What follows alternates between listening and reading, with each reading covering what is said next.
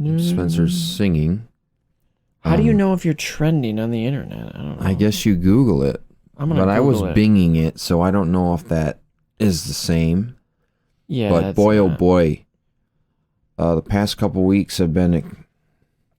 It finally got me. It finally got me. The virus. Right after the 4th of July. I was. A couple days later, my dad tests positive in the morning, and I was like, oh, well, okay, well, maybe I haven't been around him long enough, even though I'm living back at my parents' now. And then the day after, a couple days later, my sister texted me. I tested positive this morning, and I saw her at the pool on Sunday. And we were eating out of the same container of cheese and crackers. Smart. And that's when I was texting you guys, like, well, I might not be able to go to the movie, Thor. I didn't get to see it with you guys, because that Thursday morning, guess what? I indeed tested positive. First couple days suck. I was listening to our Resurgence episode, and I was talking about, like, you're gonna go, you're gonna be fine. I know, and I was like, I'm not. Turns out, not the case. But I'm all better. Have you I'm all seen better it now. since? I haven't seen it yet. I might go tomorrow. All right, well, the Deadpool scene is really crazy. There's no Deadpool scene. All right, well, the Wolverine scene when he There's shows no up. Wolverine scene, but I do know there's a Hercules scene. Well, dude. The internet. Stop the nature of the internet. Also, you got a spoiler alert before you say this is right in the intro. Oh. And he starts singing, I will find my way at the end. Do you watch Ted Lasso? No, but I know he's from that show. I read, there was news articles about it. But anyway, yes, I'm better now. I'm better. And he's back in studio. I must have had the BA5 variant. There's another one? That's the new one. Because I'm triple vaccinated. I got the booster. COVID and the multiverse of madness, because we have a bunch of variants now. Oh, it's just a variant is not as bad. We're getting down there, though. But yeah. You recording? I'm recording. Good. Because once upon a time, there was a magical place where it never rained. All of this and more on this edition of Sequel Men, the podcast. You got to go and dig those holes.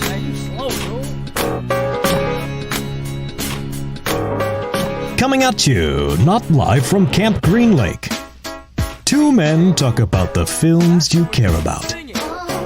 Or don't. It's the Sequel Men podcast, and it starts right now.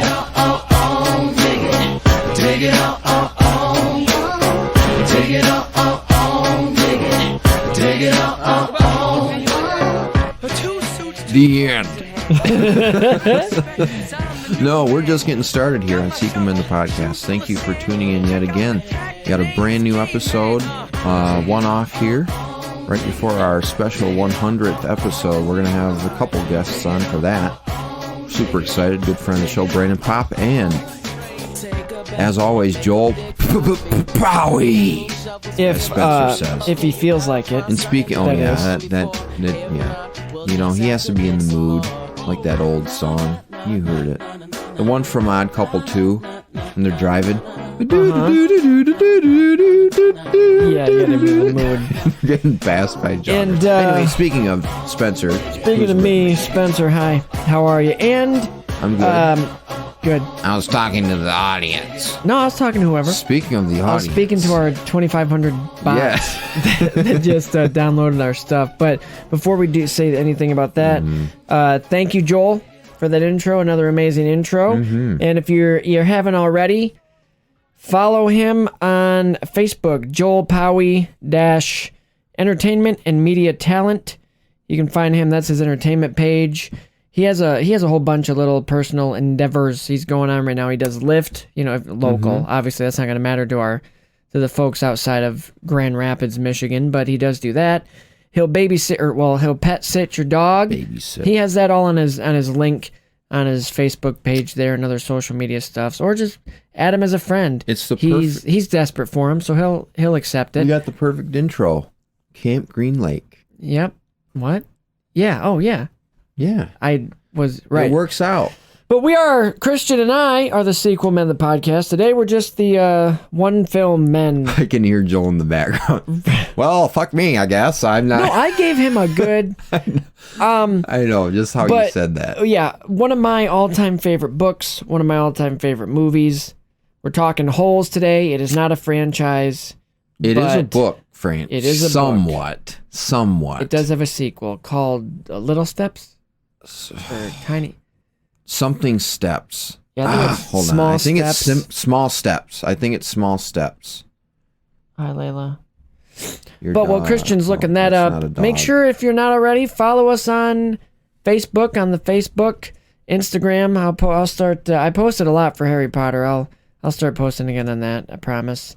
Small Steps, 2006. Small Steps. Read the book. It's about armpit. Lewis and a little bit of X-ray also, isn't it? Louis Sachar. Is it Sachar or Sakar? I don't know. I don't know. But the either. author, he makes a cameo in this movie. Actually, The author. The author. He makes a cameo in this movie. Don't know if you know that. During one of the flashbacks when Sam the Onion Man is like, "Let me see your head," and he goes, "My head." That's him. He's the bald guy. Oh, really? Yeah, that's him. I didn't know that. He also wrote the screenplay. He did. So anything in this is canon to the book if it doesn't mention it. A few changes I'll talk about when we get to those. I'll let Christian give his stuff, but feel free to email the show, sequelmen19@gmail.com. Follow us on the Instagram at sequelmen, the podcast. I guess Twitter. I don't know. That's kind of dormant. It's sterile right now. It's not pumping out anything. One of my favorites, and I just recently, last week or the week before, I stopped smoking. finished reading this book out loud to my 4-year-old son. I figured it was time. We'll probably read it again when he's even older so we can fully understand it. But a really cool thing happened while we were reading this. We'd read it before naps and before bed, just a couple characters. And he does pick up on stuff, because the book it mentions race, kind of a lot, in a good way. It just talks about how, what race and what color skin each boy has. And that was really good for Miles, my son, to hear, because it talks about that, just to show that you shouldn't be quote unquote colorblind. I don't see color. You should see color. People have different skin tones, and Some people it's a good identify thing. themselves with their Right. color, and Diverse. they find it a part of their personality. It's when you start using color negatively that it becomes a problem. But don't be colorblind. Recognize that people of different skin colors are Part a of thing, their but we're culture in and the their end person. we're all people. But he now, that's one thing he's taken away now, because we started a different chapter book. We started reading James and the Giant Peach now, and whenever I mention a character, Dad, what color is James? And I'm like, well, I think he's white in this book. Okay, what color is this character? Oh. And if it doesn't exclusively say, I'll just tell him, well, what color do you think he is? And one of the characters, I don't remember the character, he was like, it was actually funny. He's like, I think he's orange. And I'm like, okay, this character's orange then. And I'm letting him use. So Donald that. Trump walked up the steps. Right, that's what I thought of. I'm like, can you pick a different color? No, but he would regularly ask as I'm reading, what color is X-Ray? And I'm like, what color is he? Do you remember? He's black. Yup, he is. He is black. You're right. And it's really cool to see. Teachable moments. Yeah. And he's using that now and making connections, because he goes to preschool, and one of his friends there is black, and it's something that I'm glad he's getting exposed to the world and seeing diversity. That. And he would often X-Ray. What color is X-Ray? Oh, he's black, Miles. Oh, like my friend, and he'd say his name. I won't use his name because he's a little kid and a real person. And I'm like, yeah, just like Is his just name like your Anakin? friend. No, but it's just really cool that, because I don't Pinocchio. remember reading, or I don't remember jokes all the aside. little details and them going into that much about it when I read the book so many years ago. But it's just really cool reading it out loud and then hearing his reaction and him remembering things and just talking about it. So it was a really cool one of my favorite books, if not my favorite book, sharing that with him, and then we watched the movie. That's cool when you're able to share stuff like that. Yeah. Like I would probably read. I won't be the would last. like to read The Hobbit to my child someday. I don't have a child yet. Someday. A little dense. What? Yeah, I said it's probably a little dense. You're gonna have to wait till they're. J.R.R. Tolkien wrote. He didn't wrote write it like that. the movies are. No. He wrote Okay. The Hobbit as a children's novel. Oh, cool. And then he expanded on it with The Lord of the Rings. And then after Lord of the Rings, I believe he was going backward to kind of rewrite The Hobbit in the style of Lord of the Rings with all the background info and everything. Neat. I did not know that. I never read cannot those. wait. I've been just thinking about Lord of the Rings recently because of the new show coming out. Oh yeah, I didn't on watch Amazon the trailer Prime. It looks good. I have some reservations about it, but we'll see when does it it comes take out. place? It takes place during the second age of Middle Earth. In you relation watch to the Lord of the Fellowship, Rings right? movies. I've watched all the It Lord takes of place the Rings. thousands of years before the movies. Okay, so it's prequel. Yes. I mean, Way I'll far probably back. I'll probably watch it. It's an Amazon series. Yes. I have Amazon. I probably will. The 'cause first I season watched has like the- 8 episodes. Okay. But I'm looking Um, forward to that. I'm very much looking forward to talking about Lord of the holes Rings. also. Yeah. Anyway, So about holes. What's your first? I know we always do that, but for real though, I don't have. You had a way better thing than I did. I mean, Yeah. like sharing that with your son and everything. I just remember reading it as part of a school assignment in elementary school. We were assigned in groups. We each had to read a certain amount of chapters or whatever. I don't really remember the book all that much. I think I remember reading about Mr. Sir and just picturing him as like a tall guy with a big old cowboy hat. My name is Mr. Not John Sir. Voight with some weird haircut with Yeah, but he's I perfect. think I look pretty, don't you? Huh? But he's perfect. He's perfect in this. We don't need no stinking onions. Yeah, that's Call little back. dialogues that I caught. I'll share some But after I read. I Act just One. I remember sitting in the elementary school library in our little group. We were reading it. I think we watched the movie too in class. And this is one of Lucky. those movies that brings me back to those good old days when you were just an innocent kid. You just went to school, you did your homework, you did all that. Life was much simpler. And you'd be at home watching Disney Channel, and every other commercial they'd have like their special movie featurettes. Like, go see the new Holes in theaters. And they have like the little behind the scenes stuff. That might be. And then where they I show the saw music it. videos and everything.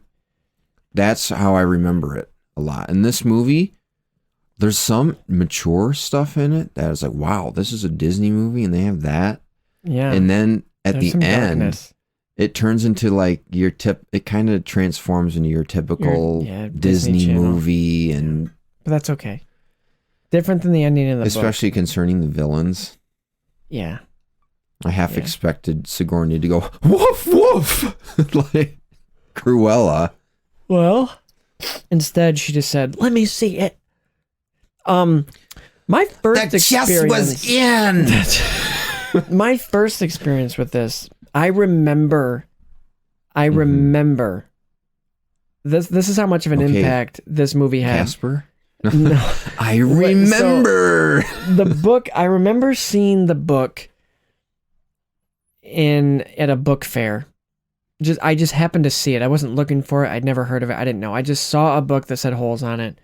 I And then remember the I cover. later, on the cover, yeah.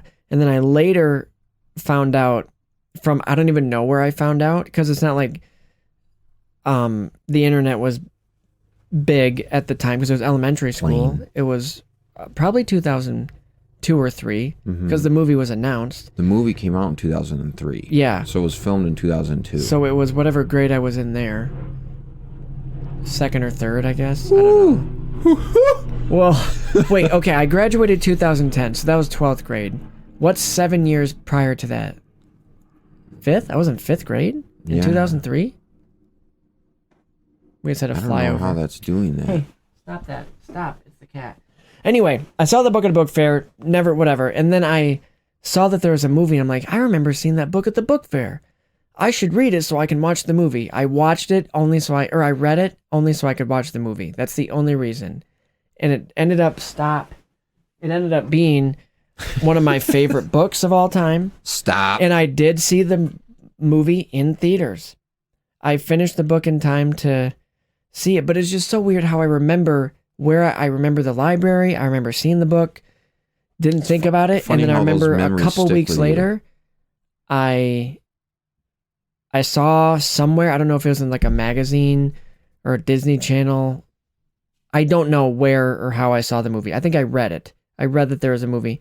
And I think, maybe I'm making this part up, but I think I saw that it was Shia LaBeouf. And I'm like, hey, that guy is in Even Stevens. Yes, exactly. And I'm like, oh, I got to watch that. Because I love that show. And then I read the book, watched it. They became my favorite things. Even Stevens movie came out in the same year. Sorry, I feel like I'm interrupting you when you're giving your speech. But that's great. I remember watching that too. Like they go to the tropical island getaway, and it's like a big ruse or whatever. But I remember the food in it. Like in the I just remember him sitting like in the throne room or whatever. Like they're like lavishing him with everything because he's the one that won the competition. Whatever. That's what I remember. But Shia LaBeouf. This was his He first gives a great performance in this movie. He does. The only thing, if you want to criticize one thing, is he was thin at the beginning. But in the book, Stanley is mentioned several times as being very overweight. Oh. So, well, they did that already with heavyweights. Yeah, boo-hoo. I'm over it. I didn't care. Welcome to Camp Green Lake, fellas. Today we're going to be doing the Perkis system. Oh, my. Ooh. He does the cross. You're going to be digging one hole every... Let me finish. You're going to be digging one hole 5 feet across. Yeah, holes. So, Stanley, what do you think about the food here today? Well, wait till I finish. Cut. Why did you say that? You're not supposed to say that. We're filming a commercial. Why is the food so yuck in every movie? Well, actually, I thought their food was pretty good for what their conditions. Fried beans. What were they eating in the morning? Green beans. Oh, tortillas with syrup on them? I don't know. I was trying to hear it because you can hear Miss Doctor. For some reason, he's a doctor in this one. He was never a doctor in the book. But I respect you, Stanley. He mentioned, he's like, something on the left, tortillas on the right. And I couldn't pick it up. But because there's nothing going on in his stupid little head. Yeah. He's a character in this. Stanley Yelnats. You've done a pretty good job of screwing it up, buddy boy.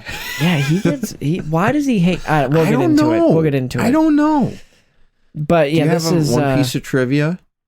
Sorry, did I cut you off again? Lizards, yellow spotted lizards, are not real, but they're children's non-toxic paint was used on some bearded dragons, which are real. Mm-hmm. There's only 2 venomous lizards in North America. One of them is in Mexico, so that's like central kind of America. But the, what is it? The Gila monster, which is a lizard. Yeah, don't look at me, I don't know. Yep. And another lizard from Mexico, I can't remember the name. But those are the only 2. And neither of those are these. You're talking about the onions. I already told you about the author showing up. Oh yeah. Those are just 2 of the cool things. Sigourney Weaver wanted the role because it's her daughter's favorite book. Mm-hmm. And Sigourney Weaver. Oi, excuse me. Yeah, you can excuse me anytime. No, that's kind of the main trip. You're giving yours. There was one other one that I... Okay, so I found this one pretty interesting on IMDb. A screenplay was initially written by Richard Kelly, who greatly departed from the source material by writing a dark, violent adaptation of the story set in a post-apocalyptic world. What is he doing? An anime adaptation of Halls? That's a completely studio different... That would be kind of cool, though. The studio reportedly found the script far too disturbing for a children's movie, rejecting it in favor of the final script written by the novel's author, Louis Sachar. I think it's Sachar. Okay, let's go with that. But yeah, what was he thinking? Let's Nothing. see, who's the studio? Walt There's Disney Pictures. nothing They're going totally on going in on his with this. stupid little head. The movie is dedicated in loving memory of Scott Plank, who played Trout Walker. That's kind of sad. I didn't know that he had passed. Before shooting the film, Patricia Arquette did not know how to ride a horse. She had to learn for her role as Kissing Kate Barlow. Nathan Davis. This is another cool one, then I'll let you. The actor who played Stanley Yelnats II, so Stanley's grandfather, is the director Andrew Davis's father. Whoa, that was fun. that's cool. That is cool. That's cool. I'll take it. But other than That that, is cool. we can just get 9 bearded dragon lizards were on call. on call. Like, Yeah, hey, can we get Carl on the set, please? Hey, can you send in the claw? Yeah, send in the claw. Oh, the it's the Mexican beaded lizard is the other venomous you found it. lizard. Yeah. Okay, cool. Cool. But if you're ready, I'll get into Act 1. I think we're just about ready. I think we're good. Let's do it. Oh, one more thing. I want to say this is probably one of the more faithful, and obviously because it was written by the author. You've read the book. Yeah. And yes, like It's what you're saying. pretty faithful. Even the editing, how it goes back and forth between the flashback, that's in the book. That's how it is in the book. Really? So they did it pretty much Okay. spot on. There's a few minor things that they changed that I'll talk about. But oh, another thing I want to say is this concept is really a super original concept of a person starting a camp because she wants to find treasure in order to cover as much ground as possible. No. Covers as a Spencer, the cover they're not is it's doing a front. They're not looking for anything. They're doing it to build character. Of course. Which is all a front. So she's exploiting kids, troubled youth, troubled boys Yeah. to find treasure Well, for she her. might think it's a win-win. I'm not like saying one way or the other. I'm just kind of I don't think she rationalizing cares from about their them at point all. of view. Oh, well, it'll help them because they're bad It'll kids. look It'll build character. It'll get funded. But I'll also be finding what I want, my treasure, which gets derailed completely because of the agreement It's not between hers. X-Ray and Stanley and their little... Yep. All right, I'm going to move to Act 1 now. Yeah, go for Here it. we go. Okay, here's what you do. Take the little one, But this solves nothing. so it will grow. Every day, you carry the pig up the mountain. Make it drink the water from the stream while you sing. If only the woodpecker sighs. Woodpecker size. The bark on the tree was as soft as the skies. While the wood waits below, hungry and lonely, he cries to the moon. If only. Every day the pig will get fatter, and you will get stronger. Now, after you give the pig to Menki, you must carry Madame Zeroni up the mountain and sing while I drink, so I can get strong too. But if you forget to come back for Madame Zeroni, you and your family will be cursed for always and eternity. Dig it up, dig it. Dig it up, oh. Barf Bag is digging a hole in a desert when he decides he's had enough, so he risks it all by getting a rattlesnake bite, which will not result in death. Usually. Enter Stanley Yelnats, the fourth, getting hit by a pair of flying shoes and then taken in by the police. We see him treated like less than a human for a very easily resolved crime if they just took a minute. Nonetheless, he gets sentenced to 18 months in Camp Green Lake for troubled youth. And at this point, if you're wondering why these teenagers are getting treated so poorly, just remember this takes place in Texas and they are not fetuses nor guns. Stanley's dad has a shoe and foot odor fetish, while his mom and grandpa exist for exposition. Welcome to camp, Stanley. Here he meets Mr. Sir and Dr. Pendansky, his counselor, along with his tent mates from D-Tent, X-Ray, Armpit, Magnet, Squid, Zigzag, and Zero. We're also introduced to Stanley's no-good, dirty, rotten, pig-stealing great-great-grandfather, who is allegedly responsible for Stanley's bad luck. He ditched Madame Zeroni many years ago, causing her to put a curse on the family.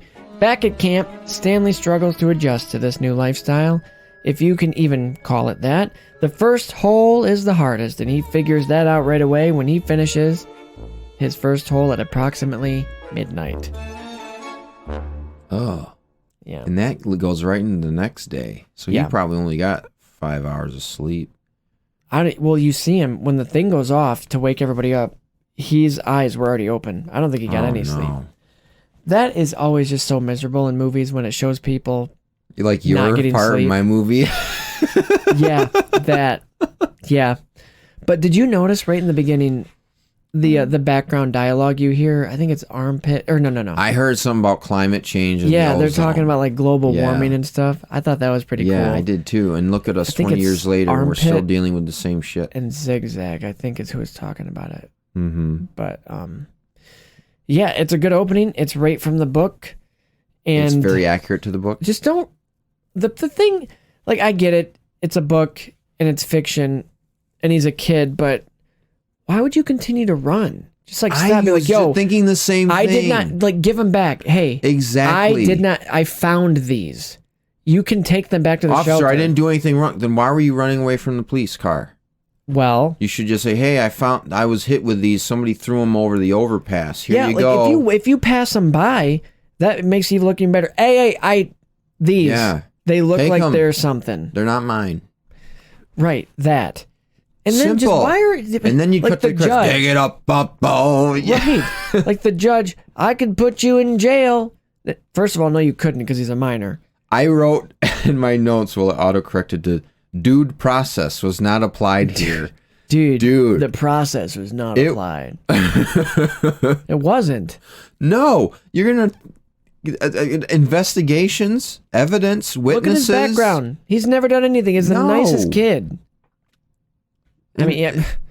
Speaking of just his, like I said earlier, his portrayal of Stanley is, he does a really, really good job of portraying like this just young, unassuming, innocent, haven't done a thing wrong, hadn't done a thing wrong in his life. Like he's hit. Oops. Okay, getting a phone call. All right. Telemarketer. Is it one of the bots?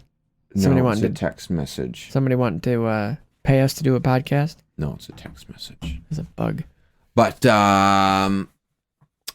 yeah, he does a really good job of playing that teenage innocence, or Yep. 13-year-old, whatever, where he's just like hugging his bag and stuff, and he's like really shy with the other kids when he meets them at the camp, Exactly like the book. and he's like, "Oh, hey, Theodore, can you show me where the water is?" And My name's not Theodore. It's Armpit. There's a water spigot over there. Thanks, Armpit. Like this nerdy. Pronounce every single letter in his name. Armpit. Or when he's in the Man, why you mess gotta hall. be mean to Stanley? I'm his mentor, aren't I supposed to? Yeah, no, you're not. And I have a big issue with how this movie flip-flops back and forth between how the kids all treat each other. It's weird. It makes no sense. It actually does make sense. If you're with the same, you're digging holes, you're hot, you're exhausted. You can make it. Your make mood sense. can switch like that. I get that. But there's no like moment of, hey man, I'm sorry. Well, kind of It's at the just end. one scene they're acting like assholes, and then the next scene they're joking around and they're buddies again. Well, look at us in our group chat. Oh, well, I mean, we're not really nice to each other, but it's all fun. And then the next thing we know, hey man, we really do. We love you. Good luck on your whatever. mm-hmm. That's how it is. That's how teenage boys. That there's only boys around, except for the warden, who you don't see very often, and she's older than you. So Right. it's just dudes. bunch of Oh, dudes. him? That's Mr. Sir. Oh, he's not the warden. He's not the warden. Yeah, Mr. Sir is great. If there was ever, they did Stanley Holes, Yelnats. a stage play at The the Civic fourth? Theater His face. with his. You can call me Mr. Sir. Anytime you want to address me, you address me by my name. Is that clear? You thirsty, yes, Mr. Stanley? Sir. What does he say to him when he's passing the bottle over? I can never... Something about a bag of tricks or something? Yeah, under his breath because he thought he was trying to take it. Like he Yes, he Miss- handed it right to him. Yeah. So Yes, Mr. what did you Sir. expect him Well, you better get used to it because you're going to be thirsty for 18 months. for the next 18 For the months? next 18 months. So like I said, there was a few years ago a stage play Really? of Holes, the theater production right here in our city. And if I'd have known about it, I think I could have done Mr. Sir or Mr. Pendansky pretty decent. Oh, you could have for sure. If it comes back, I'm going to go audition. I'm going to come out of retirement from theater from 8th grade, retirement after 8th grade, and I'm going to audition for one of those two characters because I couldn't be a camper now. I'm too old. But yeah, it always bothers me when adults don't believe kids. Like they fell from the sky. Oh, yeah, I would have fell from... Oh, okay, I was trying to give him back. Like, and he was being Right. honest with the cops, even though his grandpa was being just obnoxious. Yeah. You don't have to answer that. Takes the It's that bad paper. right there. Dad, you don't rip them from their hands, Dad. Well, why not? Because it's mean, or they're going to How get about mean. Henry Winkler? Henry Winkler. I love Henry Stanley Winkler. Yelnats the third. Do you mind if I smell your shoe? That Can I is a smell your nice shoe? Can I smell your shoe? Oh my! And the mom, I can't think of her name, but from Men in Black, she's been in a lot of stuff. She's great. The grandpa, not in the book at all, but I'm so glad he's in the movie. One of the changes that I really loved. On the way to Camp Green Lake, this is one of the few things where I'm like, that doesn't make sense. Is it implying that Stanley hallucinates and sees Sam? Because he would never know. No. That wouldn't make sense. He wouldn't. You can't just see somebody you've Well, never there's seen a lot of mystic. or heard of before. He has never heard of him or I seen think him. Sam is the son of Zeroni. I don't think he is. My son is in America, or whatever. I'm sorry. I don't think he is. I think he is. I mean, that's a They solid never theory. specify it. That's a solid theory, but they would have, I think. If, And it lends further credence to how all these characters are intertwined, like their fates and everything, I guess. their destinies. But it intertwines with because of the onions. I don't know. I don't think. I mean, that's cool. That's fine if that's the case. But I feel like in the children's book, they would have, and especially in the movie, they would have made that very known. Like after they kiss, she goes, "Sam Zeroni," but she doesn't. But that's I what think would it's have happened. I meant don't to think it be is. ambiguous because it allows us Maybe. to have discussions like this. What year do the flashbacks take? The Kate Barlow flashbacks That's a take good place? question because on the Kate Barlow thing doesn't have a date. Like Yeah, it's like 1860, 19. No, it's 19s. 1900s. Because in the end, well, maybe it's a late 1800s, but the I think it's wanted the late stuff is in because they're like, what's the date on that? And it's like 1906 or something. Oh, see, I don't remember. I didn't write down that information. I didn't write it down either. I like the. One of my favorite parts was when he's like, "What are we digging for, Mister Sir? You ain't digging for nothing. It builds character. And then later echoed, You take a bad boy, make him dig holes all day in the hot sun, it turns him into a good boy. That's love our that. philosophy here at Camp Greenwood." every line he delivers is perfect. And I love his complex Perfect of... casting, John Voight. He has this complex of wanting to be in charge, thinking he's in charge. But it's he's the not warden. in charge. And even when he's trying to impress her, like just literally saying exactly what she says. But did you notice, I caught this on this viewing, when he randomly just, I don't even know what the boys were doing, but when he's, when he I'm warning you! And did you hear one of the counselors? You heard the man, Spence. Yeah. His name is Spence. I'm like, hey, I made it. I did write that down too. I was like, why is he yelling? But then, it's also weird. Like, Mr. Sir Why'd he yell, "I'm warning you"? is semi-nice to Stanley in certain parts. Yeah. Like how he says, like, 'cause Stanley sees his gun and he goes, "Oh, you don't have to worry about that. I wouldn't waste a bullet on you." Like, he's being, like, his delivery isn't like... Well, I think you can take it that way, but you can also say, "Oh, I wouldn't waste a bullet on you because you're not worth it." Like yeah, that, but just the way, "Oh, don't worry about that. Take off your clothes. Strip down. Okay, Mr. Sir. Okay, Mr. Sir. How much you paying me for this?" You get 2 outfits, one for working and one for relaxing. Relaxation. On the second day, your work clothes become your relaxation clothes. Your relaxation clothes become your work or whatever it is. Mm-hmm. I'm warning you. I like that. All he did was walk out the door. Right. But again, he's power hungry. Is he doing it to just be intimidating to Stanley? Like, I'm in charge. Look around you, Stanley. You see any fences? Any guard towers?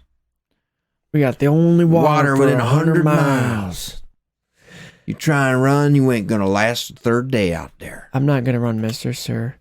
Well, that's a good choice, Stanley. Or what does he say? I don't know. I noticed that this whole Act 1 is kind of a metaphor for digging a hole.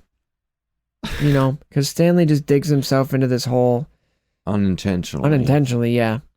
And then it ends and he's there. And your shovel is your measurement. 5 feet wide, 5 feet deep, 5 feet in diameter. 5 feet. 5 feet. 5 freight trains. This is Theodore. Whatever, dog. I prefer to call you by the names that you will be using in society. Yeah. The names that your parents gave you. So what is it? We have Armpit. Oh, I'm afraid Barfbag or whatever. Lewis. Lewis won't be coming back. Returning. He's still in the hospital. So I X-ray, remember doing all this during Incredible Hulk. Because he was in that movie. Oh, like yeah. Where we had the clips in. So X-ray, his first name is Rex. Mm-hmm. Armpit is Theodore. Mm-hmm. Magnet is Jose. Squid is Alan. Zigzag. What is Zigzag's name? Ricky. And Zero, he calls Zero, but it's Hector. What did I say Squid's name was? I think it's Ricky. Yeah, you're right. It is. His hair. Did you tell me about the lizards? He looks like Daniel Radcliffe in the Goblet of Fire. You'll have to excuse him. I read his file. Says he suffers from acute paranoia. I think Squid in this, he's a fun character. I like him. They're all good characters. I thought all their performances were good too. And this here is Zero. You want to know why they call him Zero? Because he ain't got nothing going on in his stupid little head. Okay, first of all, don't do that. Yeah, please don't. Why are you singling him out? What did he ever do to you? And this is a running theme through the movie. And don't ever touch somebody. Well, he's the counselor. I don't give a but that's what that's their thing. Did he get He's got that stupid suntan lotion on his nose and great. He looks like what I would picture him as before I saw the movie. He looks like him. Mom. That's what they call him. I like that they call him. They all Mom. use their little silly names, but I prefer to use the names their parents gave them. The name that society will remember or will recognize them as. Whatever. All these. So X-Ray's the ringleader. He's the leader, obviously, and then everybody else is. Armpit's probably second in command. I guess he's their Mr. Sir. Command. He's kind of a doofus. But it's fun. This first act really... That lizard CGI was awful. Not good. Awful. Not good. Like when Mr. Sir that came out the same year that Return of the King came out. Yikes. The Lord of the Rings they did with not Gollum. Have the same people working on them. That's CGI. Oh, speaking of that scene, did you notice when he walked out after telling Stanley about his clothes, he had a container of those gummy fruit slices. Oh no, the little okay. It was a round container and you could see all the different colors. And the sidebar, those are delicious. I love fruit slices. You've never had the gummy fruit slices? Never. Oh boy. Never. Go get some. Never in my life. next time you're in this area, I mean, they're at a lot of stores, but go to a place like Ken's Market right here, where they have just, like the legit candy. It's not like Ken's Market.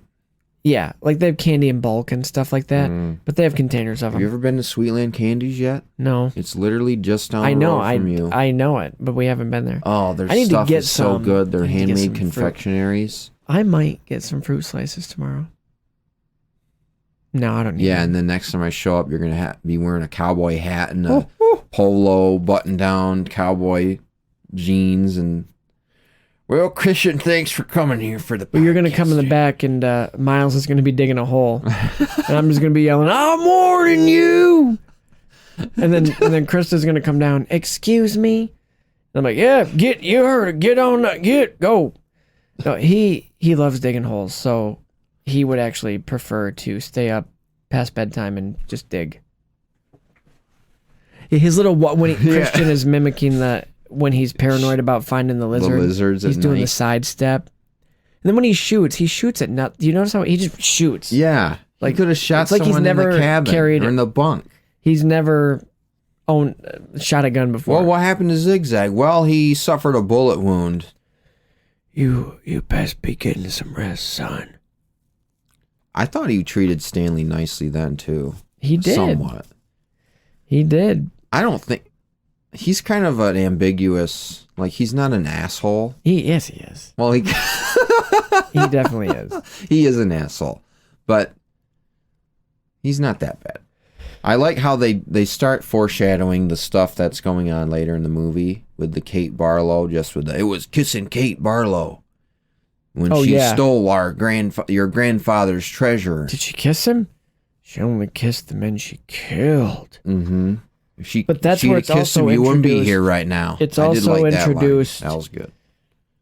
His great-great-grandfather. So here's the thing. Madame Zeroni was this gypsy woman, I think, or something. Oh is yeah, what we it's didn't even talk described. about that.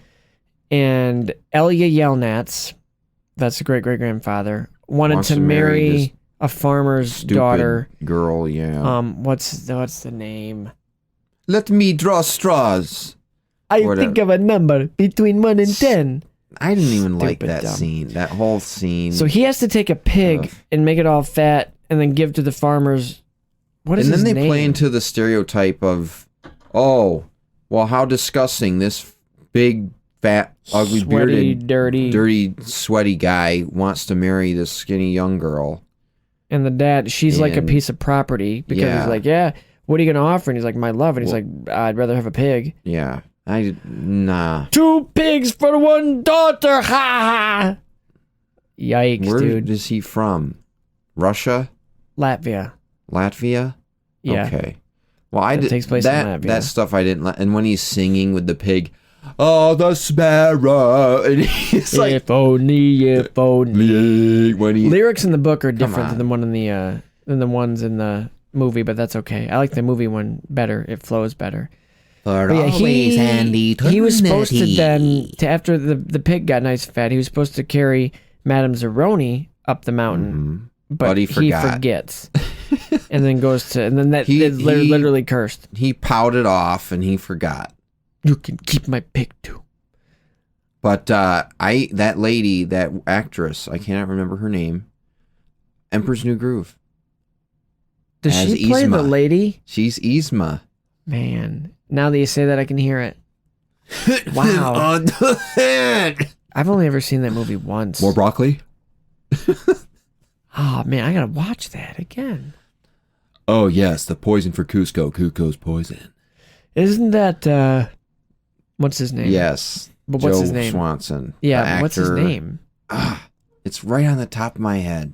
I can't remember. But yeah, she's fantastic in that movie as the voiceover. Well- Remember when Kronk walks in her tent No. and she's got the cucumbers? She's like, this had better be good. Warburton, Patrick Warburton. Patrick Warburton. Yep. He's Also- also the voice of Buzz Lightyear in the Star Command Yeah. animated show, Yeah. which I got to watch because I watched a retrospective on that. Have you seen that show's Lightyear yet? actually pretty funny. I have not. Okay. I'll well, probably we won't just go talk see about it it. on Disney Plus August 3rd. Yeah. That's when it's coming to the streaming. Go see Thor: Love and Thunder in theaters. I will. That's Act 1. There's not a whole lot, much like What these about her simpler laugh? movies. How they layer. And then it was at that moment Elia Yelnats realized, oh shit. You know that feeling? Oh no! leave- I didn't get the pig. I didn't go back. I didn't take her over the mountain. Oh no! when you Oh. you know that feeling you get when you leave for a long trip and you're like, I swear I forgot something. What am I forgetting? And then you get to the destination where it's too late and you're like, bah! He's on the plane. Cerrone! I didn't carry her up the mountain. Sir, I'm gonna need you to calm down. Go back. Turn it around. We have to go back. I have to And carry Madame Zeroni, but I carried the pig, and then I had to carry because I wanted to marry she's blonde, she's hot, but I stupid got dumb. up the fortune teller. I forgot. Can we? Do you have her address? I'll send her. I'll bring her here to America. How did we do that? Next time we need a one-off. We're doing Liar Liar. We are. No. But that's Act 1. Yeah, that's about it. So big stuff happens in Act 2 if you want me to go to that. They do a good job of setting things up for the further Yep, story. this camp sucks. Yes, it does. Camp And Suck it's- Lake. It's they don't treat like there's got to be at least 100 lawsuits. Oh, and we find oh. out. Well, yeah, there was. There's a lot more than that. Yeah. Okay.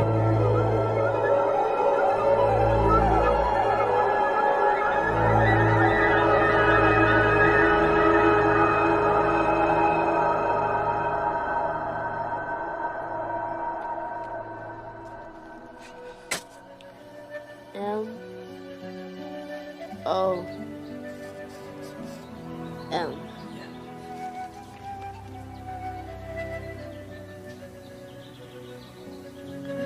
We weren't always homeless.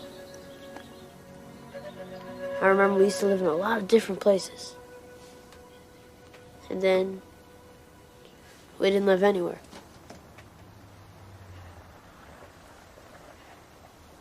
Must have been hard. Yeah. My mom had problems, but she would try so hard to make a better life for us. Yeah. She always used to say, I love you more than air.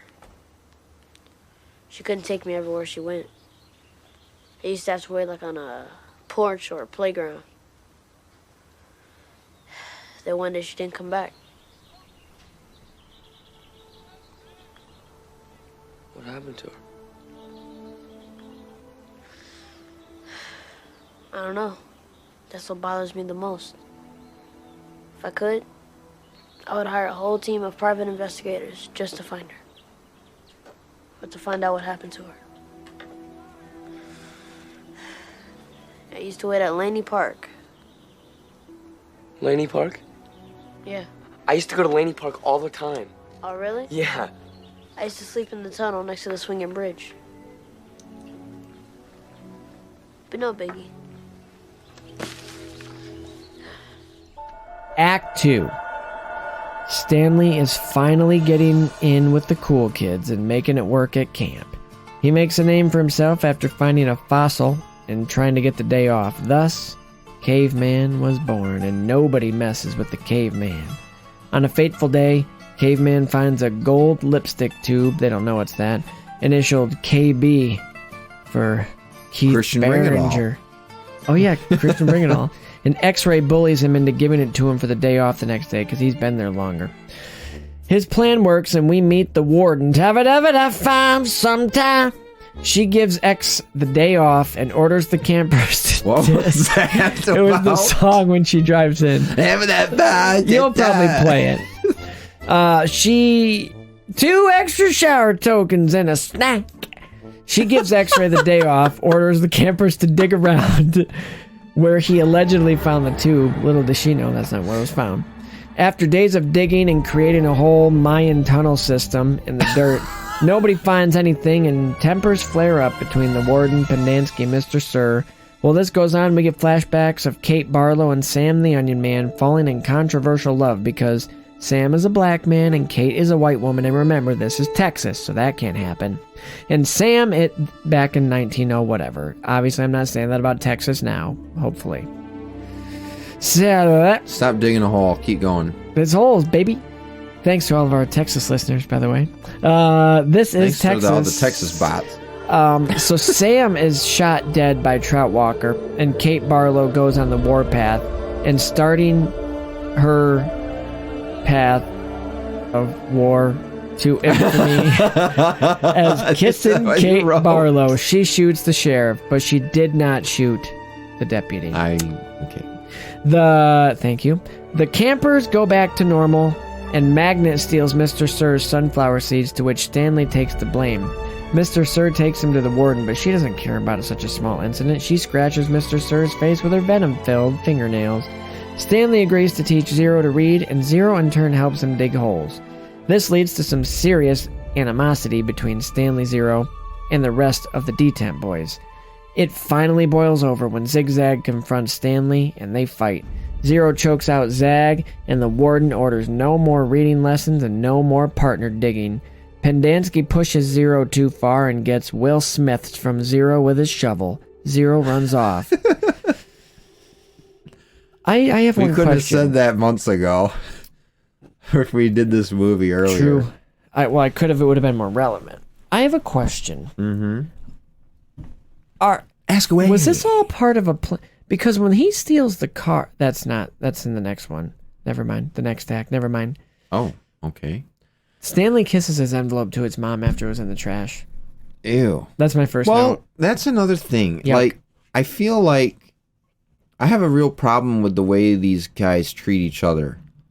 Like, Well, and I get it. There's a lot of angst and animosity, and like life's unfair, and I shouldn't they are be here. troubled youth. They Stanley's are troubled not. youth, but I just like really, you know, it was an accident. Like somebody bumped you on accident.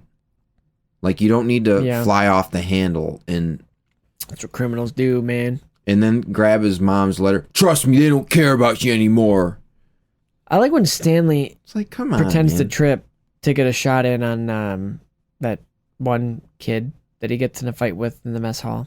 And was Zero prepared to kill? He grabbed a billiard ball. I was thinking about what's the significance of the ball. Like, what's the number on it? I don't remember. There's no 0 ball in billiards. No, it's green. I think it was 6.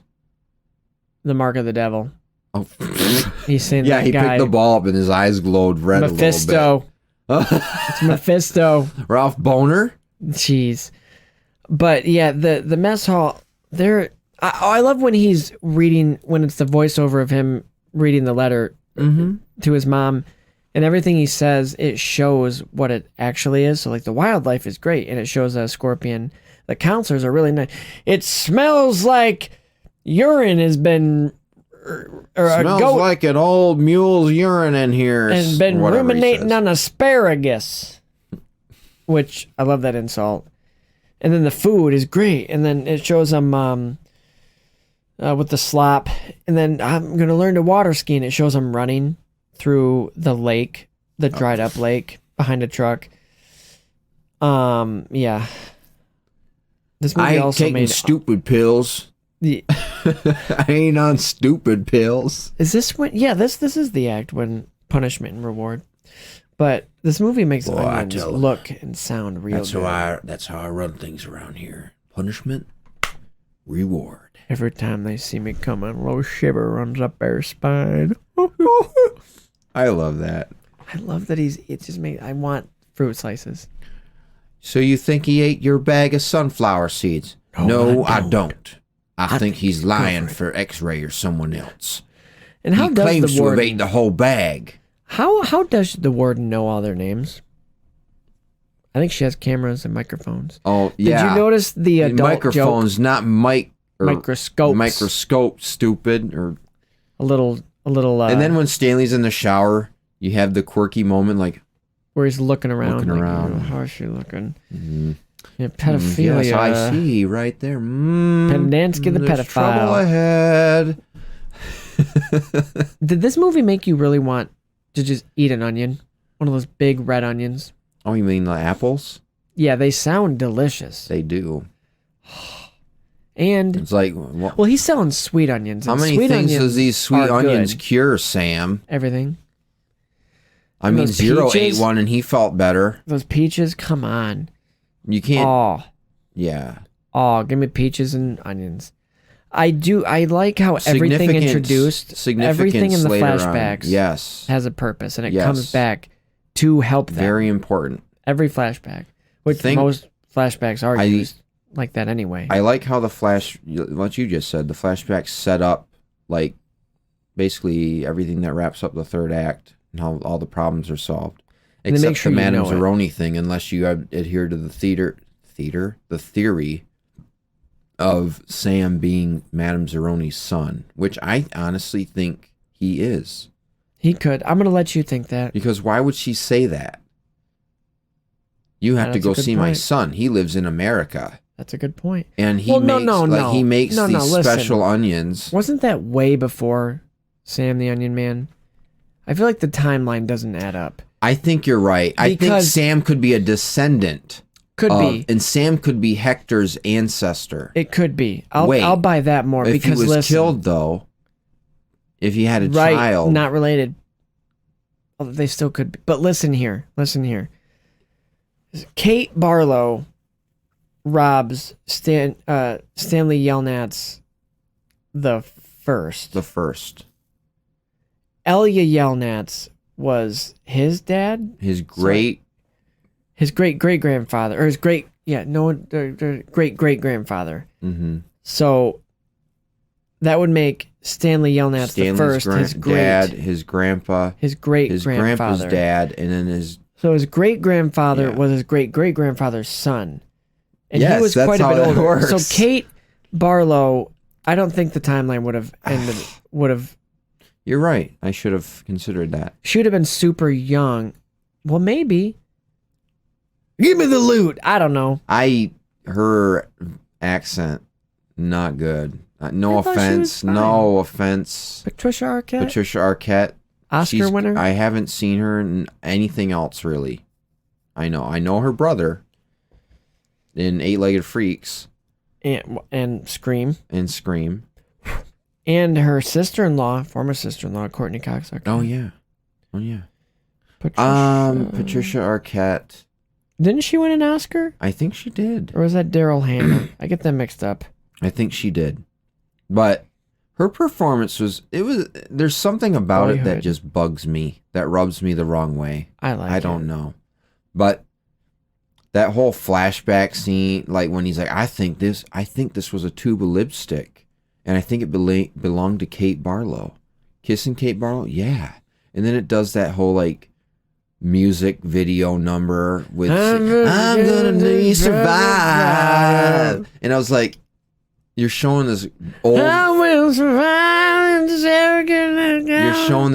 footage of like wagons getting tipped over, and then you're speeding up footage of her on a horse, so it's like an old western. And I did not like that at all. That whole sequence I did not care for. And why would she turn to being an outlaw? Because they killed Sam. That's trauma. What else does she have to lose? Why doesn't she just she takes vengeance on the sheriff, which was what I was alluding to earlier with like, this is a Disney movie. And she's too deep. She's too far in. You still want that kiss? Disney Channel. Well, it shows Sam get shot and fall. It shows Mary Lou. That whole scene is hard to watch. I didn't like seeing Mary Lou the donkey. Me neither. The ground. Like, and I always drink before hanging, and that's colloquial for a hanging isn't always the literal term. Murdering owns the lake. They show him get shot, and then another big. It's like the school on fire, which. What was the other thing? Yeah, that Mary Lou. It's hard to. He shoots the burn. Yeah, I don't know. The bird. No, the burning. The burning. But yeah, they do. I don't think it was Trout that shot him. It was. No, because he was on horseback and he was doing all the raising and shit. I know, but that time passage. Then he went out on the boat. He's got a steamboat. I did think Patricia's performance when she Sam on the side of the lake, that was good. She did a good job.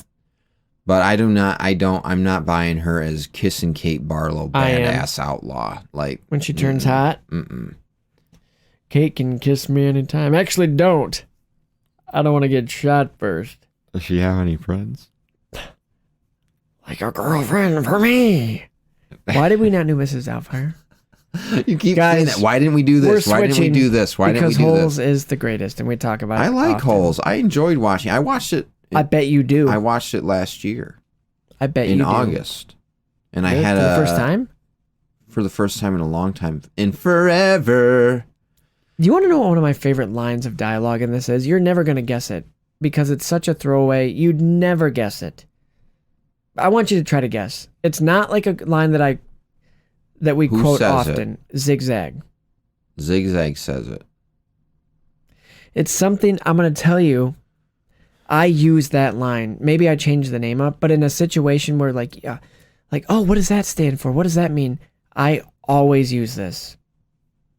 Not like daily or weekly, but I use this frequently. I don't know. You're going to have to say it. When they go KB and he goes, yeah, Keith Barringer.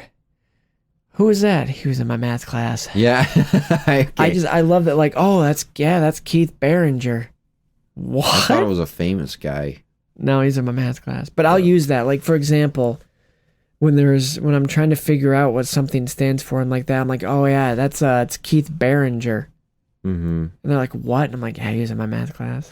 I gotta tell you, X-Ray was pissing me off a little bit. He is a he's douche. being needlessly He's the assholey, leader. I guess you could say.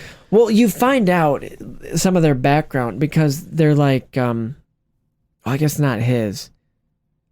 But I don't But the care if you background, were 'cause here that line, longer. remember when they're I found talking? the shit. And he's like, maybe they're still alive. Yeah.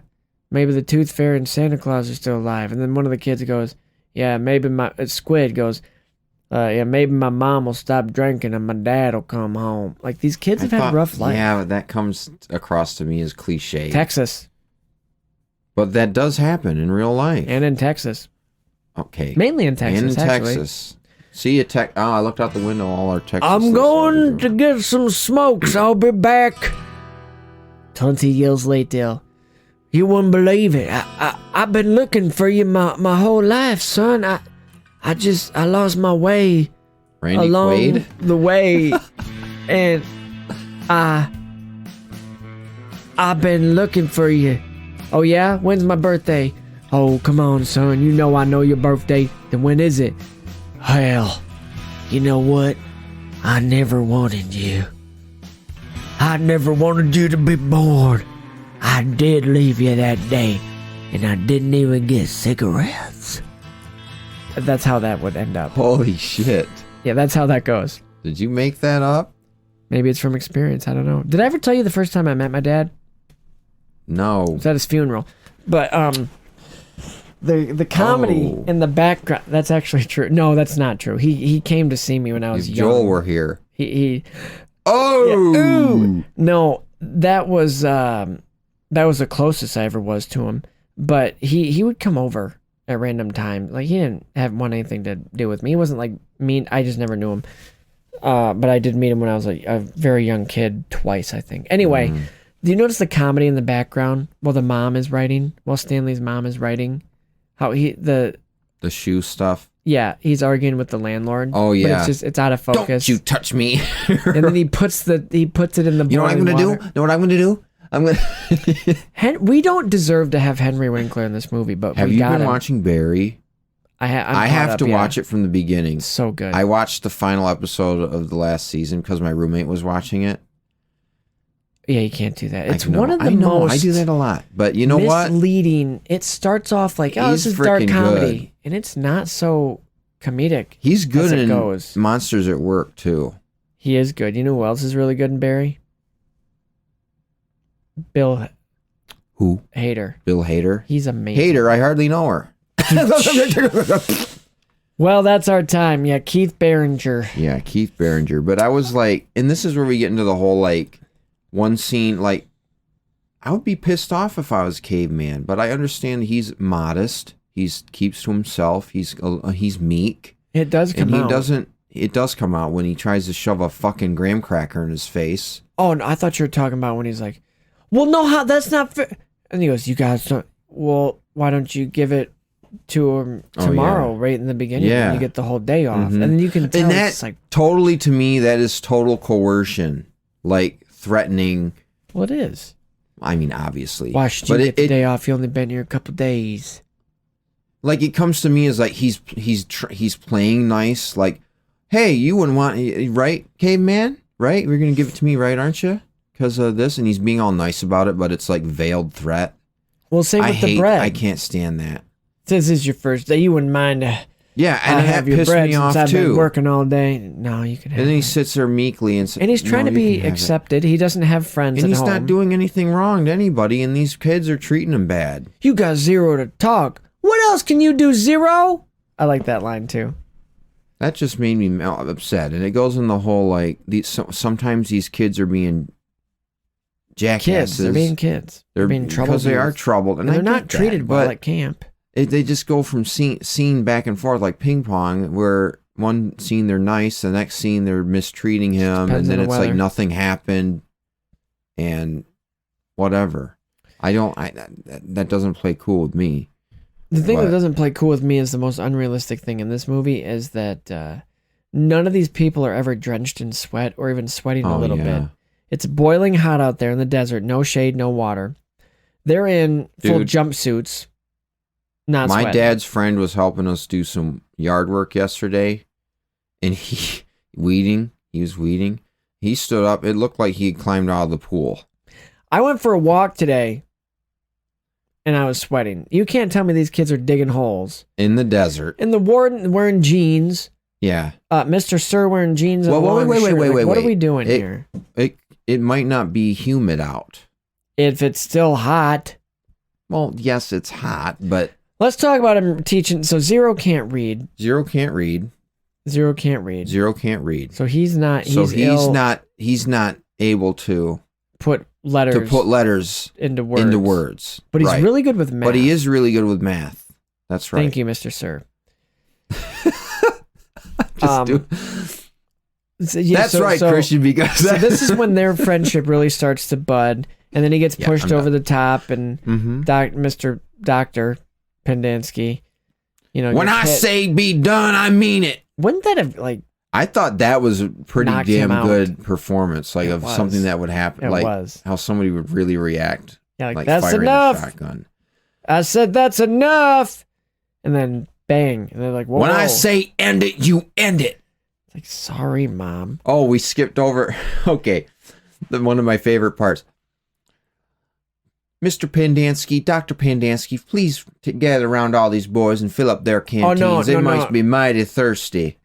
It's in a snack, and fill all these canteens. I had already filled them. And in that stupid ass grin. Excuse me. I had already filled them before. Excuse me. Did I ask when the last time was that you filled them? No. Excuse me. Stanley or Caveman, let me have your... Oh, God. I love that when he's just like, oh, God. Fill everyone's canteen. I already filled them. Excuse me?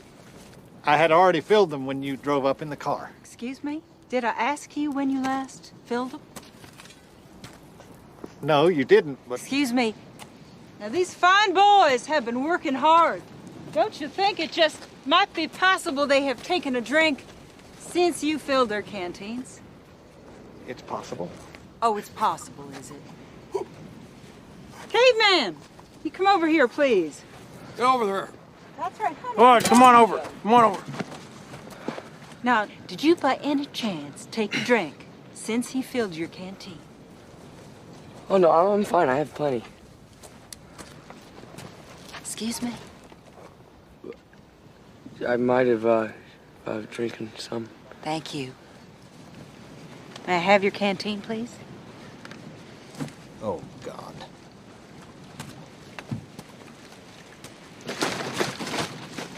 Can you hear the empty spaces? Yes, I can hear. Fill it. I had already filled them. Yes, Do you I hear? can hear. Yeah, that's I love. iconic. Also, she's all nicey nice. It's a good day. I'm feeling lucky Today's today. the day. And then Today's the day. Good job. No sweat. No worries. And then later on, when they're not finding anything. But there's so much dirt that they didn't dig through. I know. Why are they building little hole tunnels and ant tunnels? You heard, Mr. Sir. They're digging to build some character. I thought she treated Armpit really... Of course, meanly. tempers are high. And I felt bad for him. like he wasn't making a joke. Like that could have been something. That could have been a clue. It was a freaking dryer knob, is what it See, looked but like. I took it. It could have been some sort of machine, like a knob from like a boat or something like that. Yeah. Either way, civilization. Like that could have been something. It could have been part of her dad's little motorboat thing. You know what happens in the book, and it's a deleted scene. I think she takes a pitchfork and like pokes him in the chest with it. And knocks him down. Wow. I think I remember that from the book. It's a deleted scene, too. Here, let me see if I can find it. And, like, his chest is bleeding a little bit. I felt really bad for him because he was, like, legit, like, I think I found something. No, ma'am, I wasn't trying to be funny. And he gets, like, knocked down or something, or people are like, your shower privileges have been taken away for a week. And everyone's like, oh, Dad, he stinks. And then he looks around, like, embarrassed almost, and I felt bad for him. Poor guy. Yeah. You're finding the clip. What else we got? You're finding the clip. A lot of stuff. Did you just malfunction? You just go reverse? Yes, I did. You're finding the clip. What else we got? You're finding the clip. What else we got? I do like how once we find the tube. And, you know, X-Ray does his, I found this tube. Like, he throws it on the ground, picks it up. Oh, look what I found. Maybe it's not a deleted scene. And then he gets carried away in the truck, yells something out to the guys. And that's when we start getting the full backstory of, like, Kate Barlow. Like, y'all be good now, you hear? Between Kate and Sam. And I liked that. That was pretty good. And we're getting a flashback to how the lake used to be when it was good. And I thought they established that pretty well. And again, it sets things up for later in Act 3. What, you just made an expression. Oh, so one of the deleted scenes is right from the book when they're digging. Stanley gets hit on the back of the head by Squid's shovel while they're digging. Mm-hmm. Ow, that hurt. It looked like it actually happened. Okay, no. But, yeah, deleted scene right there. He gets knocked out. Okay. Yeah. Bit of how to come found sometime. Come the end of the movie, you learn the significance of the onions in the peaches, which we'll talk about. I'm trying to. Yeah, right there. What? She straight up It's not armpit in this. It's. Oh, you found it? Yeah, it's magnet. Oh. And it's because he's telling her he has to go. He has to go pee. Oh. And she pushes him down into the hole with a pitchfork. Wow. Maybe that's how it happens in the book. That's terrible. That might be how it happens. Either Disney movie, can't have it. No, because he could have died. I love that classic. It reminds me so much of a lot of my favorite Disney movies. I have to disclaimer, that's not my joke. Nostalgia Critic did it first when he was doing a review of Jungle to Jungle. I need to take a shower. And in the Jungle to Jungle review, just to give context, it shows a scene where he shoots the bird on top of the building. Oh, yeah. And it goes against the wall. The lady's like, oh! And he plays the Disney. You laugh, but then you ask, am I going to hell for laughing at that? Either way, it deserves the Disney logo. I haven't you watched have any nice of those. bushy. Excuse me? Yikes. Charlie! That sounded just like Tim Allen. That's the Santa Claus. Charlie! Dude, you got the growl there. Also, I want to say the reason that he wasn't the voice for Lightyear is it's not the toy. And here he's we too go. Old. Get started on He's this. too old. Like, he would have sounded old. This Buzz Lightyear But even the whole, I know that the whole thing at the was beginning, young. this is the movie Andy Was saw. young. No, it wasn't. This movie Was is young. not a 90s movie. It isn't the universe. Okay, we're No, not talking it's about not. that. I just had to say that. It's not. He would have We're moving sounded on. too old. Anyway, You're too old. hop off Tim Allen's balls and just, yeah. Yeah, that's what it would sound like. But the relationship between Zero yes. and I do like how Stanley that's built really up too. buds, and he can read. He goes, Zero is not my real name. And then Stanley, acting all surprised, doesn't know what to say. Oh, it's not? Even Pedastic because I thought your name was Zero, because I'm a dumbass. No, it's Hector. Right. Hector Nice to meet you, Zeroni. Hector. And then he's like, Zeroni. Zeroni. Macaroni. Where have I heard that before? Zeroni. I don't know no Zeroni. He just got blown away. But then he didn't go back and carry her up the mountain. Zeroni. Yeah, I don't know no Zeroni. Oh boy. Look at us go. Speaking of that, it's later on in Act 3, you get those vibes from Mr. Sir and Pandansky. All of it in Act 3, all of a sudden they turn into Marv and Harry. We can talk about Act 3. They do. They really, Pandansky really goes full I like bad Sigourney guy. Weaver. I love that scene with the with the nail polish. Oh yeah, I think And you he's gotta on put the that ground. in too. I thought And then that when they was- go to the mess hall and he's talking about, we don't need no stinking onions. And they do a good job of like hiding that side of his face. Yeah, I noticed that And too. What happened to your face?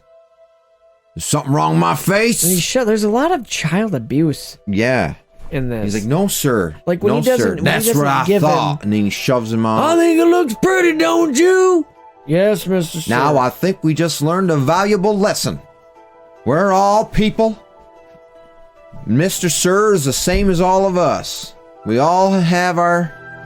He's very sensitive. He's very sensitive. And he knocks shit over in the back. Yeah, the acting when he's on the ground When after he- getting hit. Although I never understood how it got in there because I don't know. I don't know. It It's looked weird. like she just went like yeah. that. Just suspend your disbelief. But Just I only like with had the half the lizards. bag, Mr. Sir. You can go check my the whole... hole. Oh, I will. I will. Oh! I just slapped myself. Okay. Yeah, nice. Method. Method. You want to go to Act 3 yet?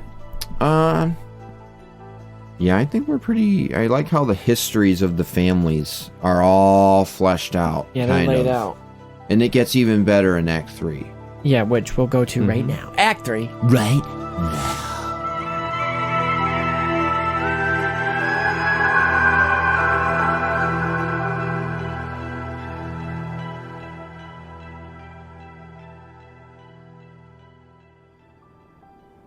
Hector, I'm glad you stole his shoes and threw them on my head. What?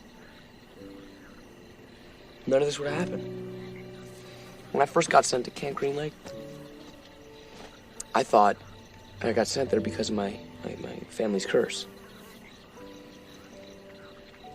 But we're not even at camp anymore. You know, we're on God's thumb. I just have this weird feeling. Everything's cool. Yeah, same here. You got the same feeling? Same feeling. It's a good one. You know, those stars look like a shovel to me.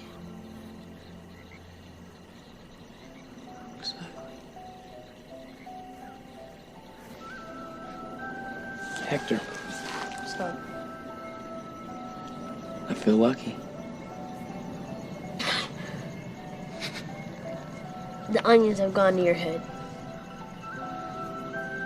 What do you say we dig one more hole?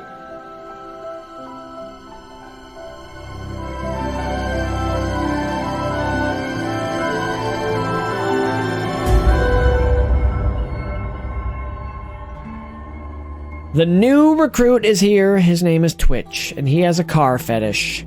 Pendanski, Sir, and Warden concoct a plan to cover up the disappearance of Zero while Mr. Sir fills some water on a routine water stop. Stanley steals the water truck but crashes it in a hole and runs off to find Zero.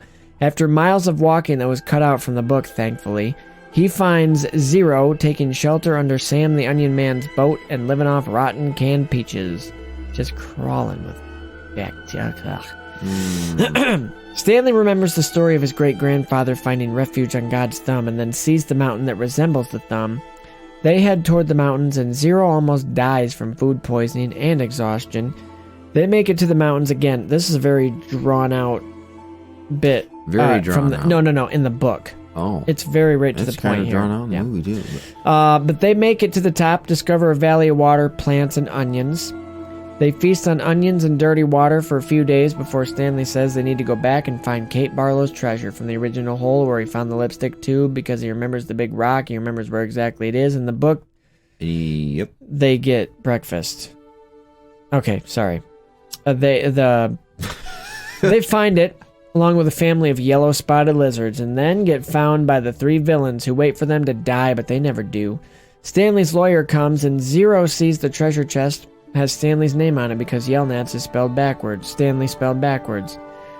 All that reading paid off. The learning to read. The teaching lessons. What? Do I have a concussion? Okay. They're all released. You turn and the villains...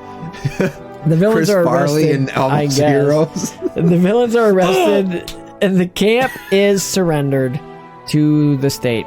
The D-Tent boys all come to celebrate with Zero and Stanley as it rains for the first time in a bajillion years. The Yelnatses divvy up the loot between them and Zero. Zero finds his mom, and everybody is rich as they watch the sploosh foot odor remover commercial. Wow. With Clyde Levinson.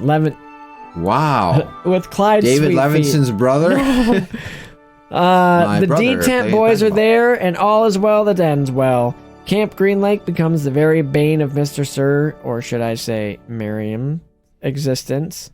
A Girl Scout camp.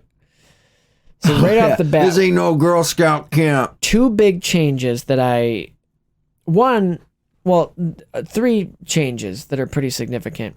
In the book, when all the boys come out and they're like, oh, you guys are alive, X-Ray does not go to see them. Like, he just kind of hangs back and then just leaves and goes back in the rec room. Probably because he's mad. I don't know. But I thought it was very weird in the book. In this, he celebrates with them and like says, hey, take it easy out there. Not everybody's as nice as we are. I love that moment between X-Ray and Stanley. Like, I love that little... They're real nice. Well, that's like the joke, you know. But I like that they have a moment. Also, in the book, yes, the world is a harsh Squid yes. tells Stanley, hey, here's my mom's number. Call her and tell her I said I'm sorry. Oh, tell her yeah. Alan said he's sorry. But in this, it's Armpit. You know, tell my mom I'm sorry. Tell her Theodore says he's sorry. And also that other works big better thing. because from the beginning of the movie where he's like, my name's not Theodore. Yes. And the other thing theory. is, in the very end, Mm-hmm. it's almost like a sadder ending because it makes a point several times to say at their party, there's no other kids there. It's just Zero and Stanley, and everybody else is adults, and it's the Super Bowl, and they happen to catch the commercial, the sploosh commercial. In the book? Yeah, in the book. And then it cuts to Zero's mom singing Zero the song, and she just looks like you can tell that she's been through it, and she's almost singing it like sadly. It's a weird ending in the book, weirder than what I remember. I have an issue with the but in this one, mom thing. one sec. In this one, all the kids are at the pool party. All the D-Tent boys are there, which I think is great. That shows that they're friends outside of this, and they got out, and they made better lives. Like, I love the change. I love that change. But anyway, go ahead with the mom. Oh, the whole thing. Well, last act he mentioned about private investigators. If I could, I would hire a whole team of private investigators. I think you'd only need one private investigator. I don't think you generally hire an entire team. That shows how much he wants to find his mom. Okay. But he did. But, okay, she, like, straight up abandoned him. And now he found her again and everything's happy and good to go. I don't think she abandoned him. Well, she left and she never came back. I think she did, but he left because he got scared. And he's a little kid, so then he got lost. She probably went there and was like, "Where did he go?" You might be onto something. I kind of assume that. Yeah, she never left. I kind of have the thought that she was just like a prostitute of some sort. I don't think so. I wonder what she did do because I want to know. Because sometimes she couldn't take me where she would go, is what he said, and I got. Oh, or a drug dealer. Or a drug dealer. Or drug dealing. Yes, okay. Or just stealing. Or maybe we're just making assumptions that we shouldn't be making. I love... That's probably part of it. That the grandpa's in this movie, like I said, because he's not in the book. I love that he's there. Oh, yeah. Because he tells about... He's kind of telling the story of... And he's funny, but he also... I love the moment when he goes, Hector Zeroni, and he goes, "Did you just say Zeroni?" Because he knows Madame Zeroni, and then he realizes the curse was broken because of him, and he kisses him on the head, and he's super excited to hear that his last name is Zeroni. Mm-hmm. I love that moment. I love that he's out there waiting for the bus with a cigar. I love that. His grandpa? Yeah. Also in the book, the treasure is portrayed as not being worth that much. Like they said in the end, they ended up which it's a lot and shit in there. Right. It's not like that in the book. The coins and stuff were actually worth not much, but the notes, the wanted poster, those were worthwhile shit. But it doesn't say how much they end up being worth. And in the book, obviously $1 million is still a lot, but I think they end up getting less than $1 million total in the book. Which I thought, the end was just like this kind of millions is what Stanley says they're worth. Right. That's why they changed that. And I like how he gives half of it to Zeroni. Well, because without him, they wouldn't be lucky. One for Mr. Zeroni. And I love how they have that.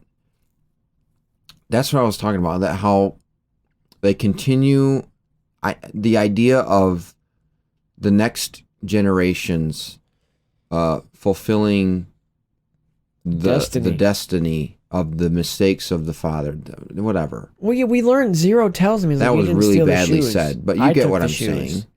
Yeah, I thought they were just I like shoes that were line donated, too. And he tells him, he said, "Why'd you dig my hole, Zero?" Well, you didn't take the seeds. You didn't steal the sunflower seeds. You didn't steal his shoes either. And I was like, okay, so now he knows something potentially because that's linking into this act. But I loved how him carrying Hector up the mountain kind of atoned for Elias, or is that his name? Who? His great-great-grandfather, Elia, for getting to do it.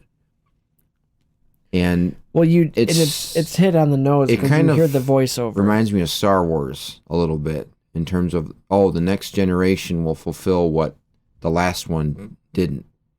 Oh yeah. In terms of like Rey taking up the mantle. Yeah, I think Holes has done a little bit better though. Arguably, yes. But the last Zeroni. And then he's like, you know what? I feel lucky. And that's what the curse has been lifted. Like he doesn't feel beat down anymore.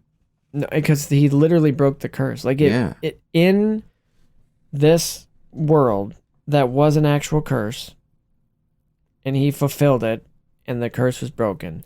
Also in the book, Zero is in much worse shape. Like stops several times and almost dies. Mm-hmm. But and man, this one they make it to the top. Okay. About the mountain. Uh-huh. They are climbing sheer cliffs. Okay? Yeah. They are climbing sheer cliffs, and one of them you can clearly see it's green screen when he's telling Stanley, don't look down. It's like, that's a green screen. You can tell. But they're literally climbing like almost straight cliffs. They haven't had any water. Stanley drank the sploosh, but he didn't get sick either. He didn't drink as much. But and it talks I about just that thought, why are we climbing all the way up to here? How is that going to help you? Like because of a story you heard about your grandfather or your great-grandfather. I know it does, but because Well, they all talk he about knew was that he went to God's thumb. And that's what that is. Good. I would walk up there. Goodness, Grandpa, did you climb all the way up there too? There's no pathway. We got to rock It drags that climb. on more in the book. It talks about how, like, at some point he was like, oh, I could turn around, but at this point, but you know, why? There's nothing else. If we walk back to camp, we're gonna die anyway. Kind of an idiot.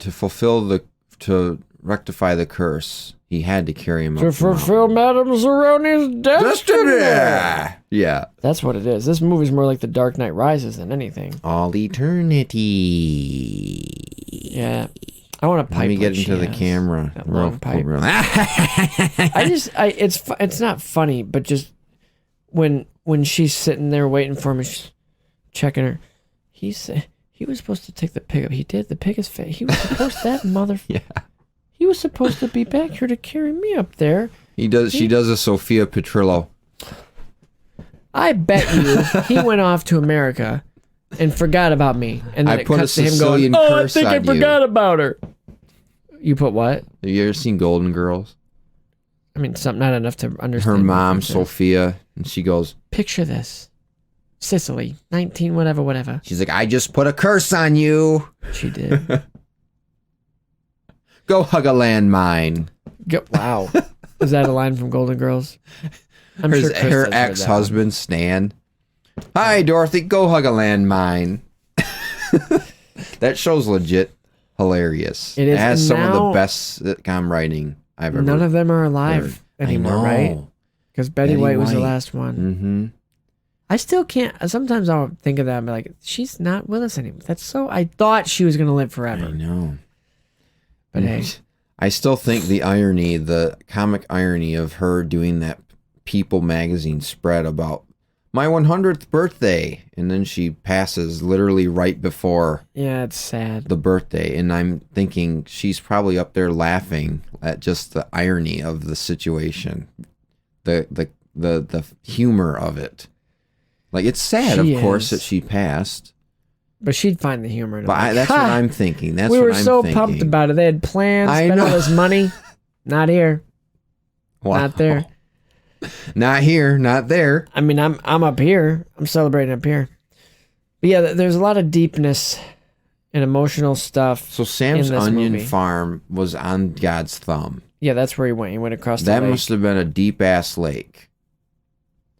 Oh, Because he didn't climb up to his farm. no, he probably right? climbed a little bit. Maybe a little. He would bit. have had to have climbed. But a they little were bit. they're late. Yeah. Let me restart that. They're walking on the lake bed essentially. Yeah. But yeah, I thought that the lizards, how did they survive that? Do they just not bite when? Oh no! What I'm talking about the lizards is the final Kate Barlow flashback when she. Oh yeah, that looks awful. Not good. Start digging, trout.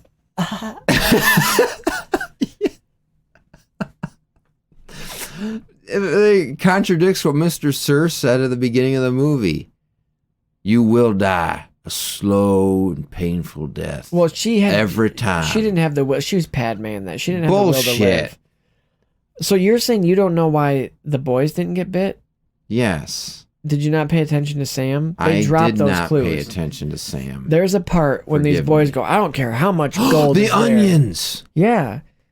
He's like, because Because you said that earlier about the gold miners are like, I don't care how much gold's there.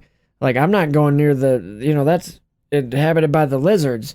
And then Sam's like, looks like your friend wasn't too smart. You drink this for right. like they don't like onion, and because they've been eating onions so heavily, Gotcha. they can smell it. They're like, Okay. yeah, no, so they don't Gotcha. bite them. That's why they're able to just stand up. Gotcha.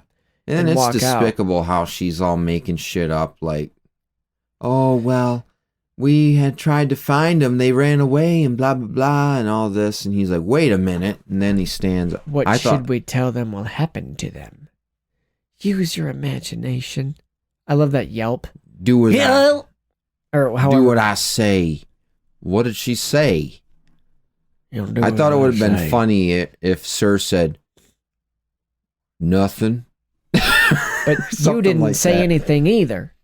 Oh, did you notice earlier too when they get the shovels it says library? Yeah. On the I like that. I do like that. Now, is that a metaphor for digging for knowledge? It is now. I like it. He's chewing on his stupid thing. And Those are so good. Also, it makes me want to have sunflower seeds.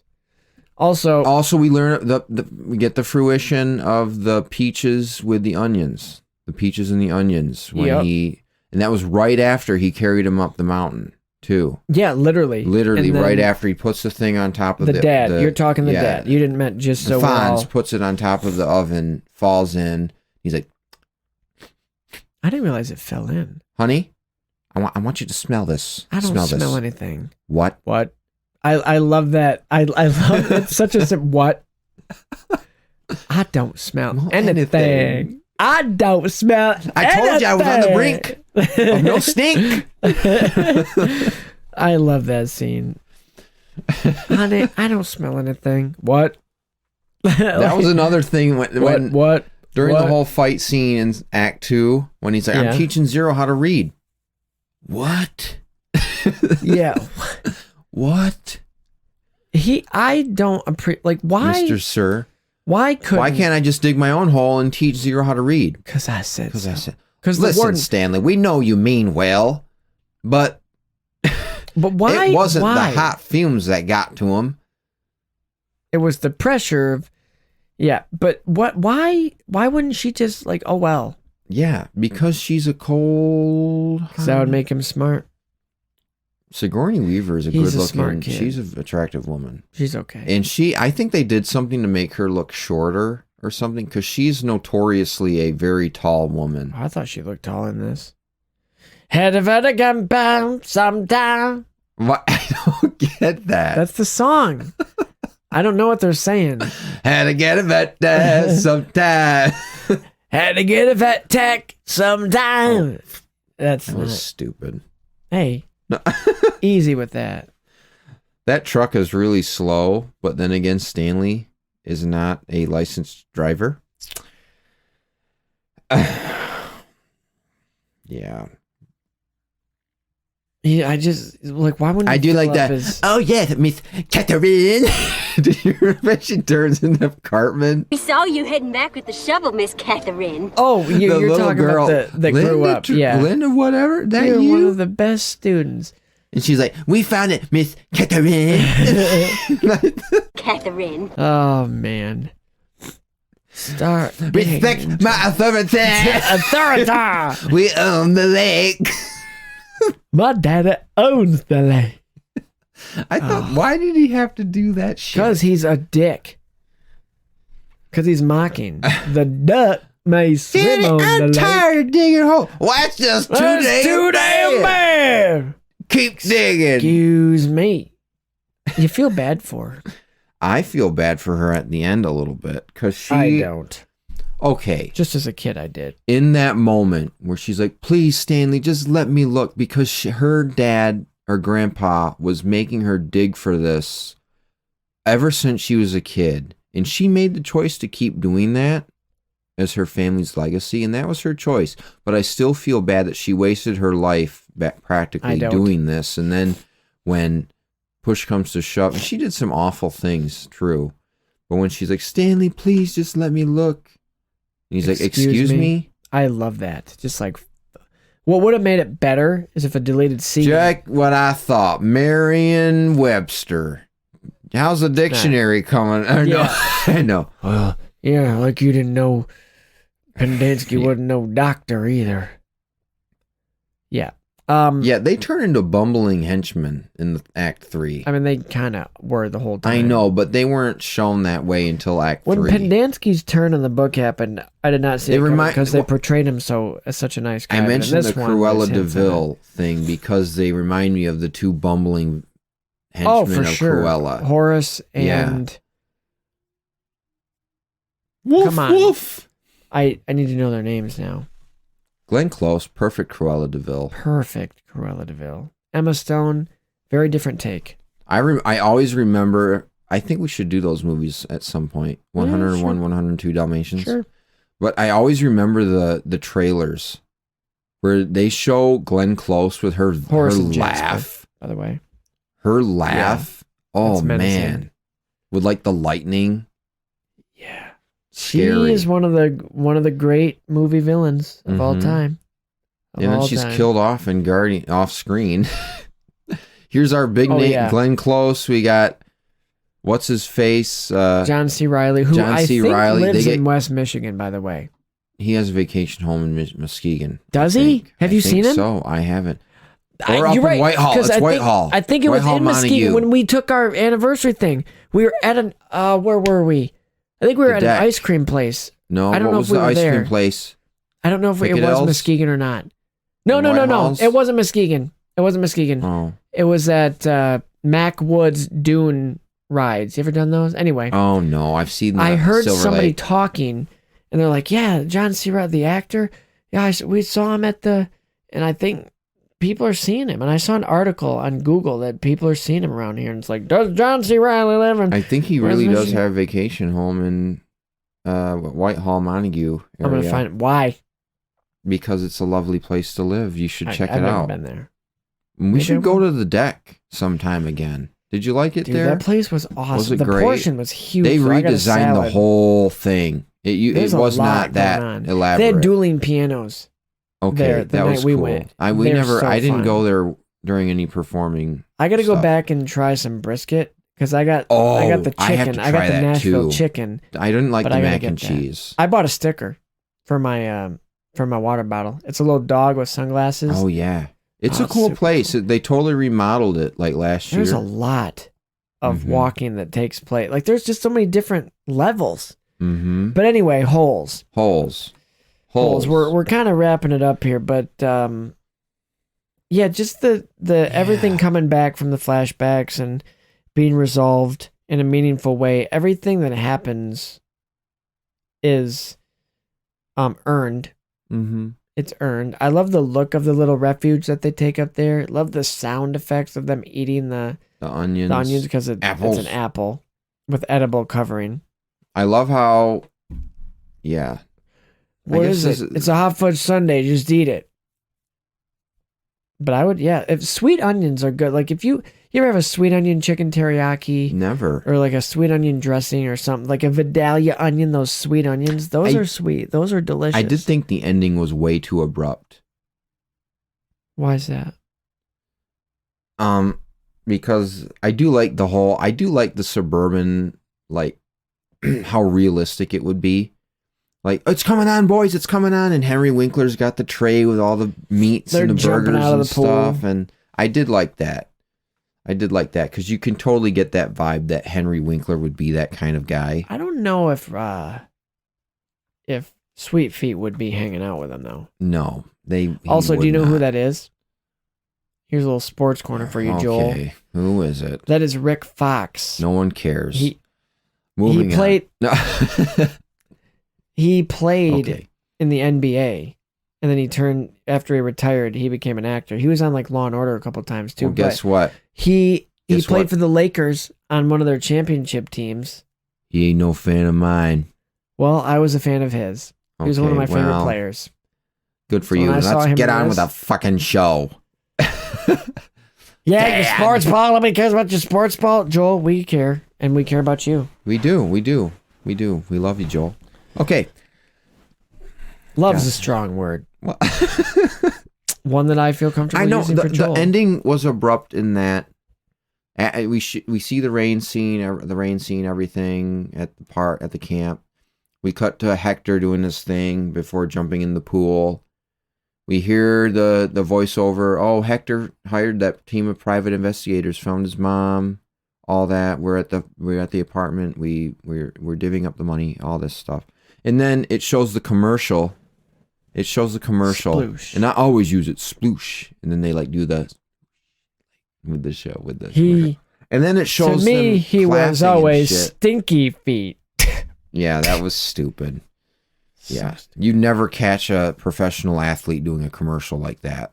That corny, unless you're Charles Barkley or Shaq. Shaq. You're Icy right. Hot, Never the mind. General. Steph Curry does Aaron Rodgers does cheesy commercials. You're Patrick right. Mahomes. I'm wrong. Do you want me to continue? You want me to give you a couple please more? Stop. All right. Please clap. Said Jeb Bush. Please clap. No, the ending is abrupt as after it shows the freeze frame on Hector and Shia, and then it cuts to the statue. I guess you'll have to fill in the holes yourself. And then it cuts away to the credits, and I was like, that's an abrupt ending. That is an abrupt ending. But I guess it doesn't matter. But that's how the book ends. At first, I was thinking, why are the other kids there?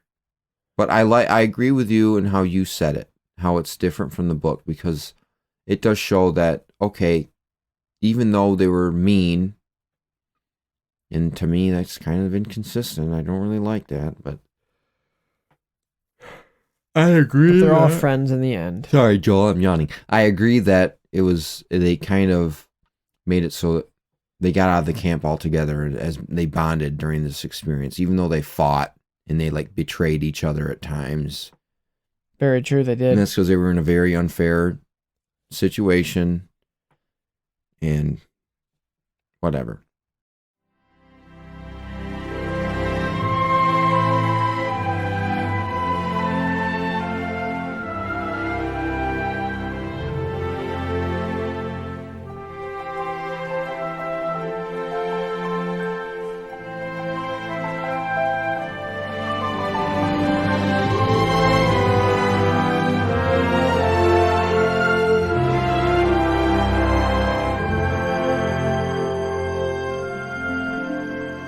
Okay, one more thing. No matter what is in this box, we are still family. We are the LS. Come on. We know.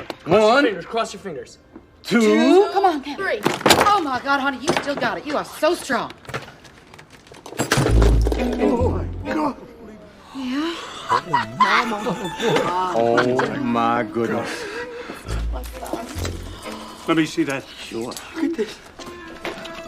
Okay, guys, hold on. Before we do anything, I think that it's only fair that half of whatever's in this box goes to my best friend Hector Zeroni. You want to go halvesies? Well, Did you say Zeroni? Sure did. Boy, Jake. oh my God, is that really worth $25,000? Hold on, check the date though. AT&T. There's the name. 1905. What's it worth, honey? It's worth a lot more now. Millions. Millions. Millions. One for us, one for Mr. Zeroni. One for us, one for Mr. Zeroni. Well, we know. Yeah, But whatever. what do you have? What do I have? What do you have to think or say about just wrapping up thoughts on holes? Fill in those holes. Fill in the holes yourself. After Spencer. watching Come it on. again, it's still one of my favorites. I love this movie. I love the book. I'm glad I reread it prior to watching it again, so it was fresh. And I feel like one of those nerds. It's like, yeah, well, actually, the book it's different. That's not how nerds talk. Nerds are regular. I'm one. I'm a nerd. But just the... Well, actually, in the book, it's a lot different at the end because they don't do the shovel statue. It's actually a spade. Don't. Yeah. No, but it's it plays with it was the first book that I ever read because I wanted to read a book, not because it was a part of an assignment from school. So I wanted to read it. You know, my ulterior motive was I wanted to read it so I could watch the movie. But still, I read it. I liked it. And it was one of the only books that I've ever read more than once. And each time was because I wanted to. And I think this might be the fourth time reading it. All these years, I think I've only read it 4 times. I think I've treated only a select few books like that. I can't remember exactly off the top of my head, but I think I did that with like some of the Dan Brown books. Well, yeah, maybe.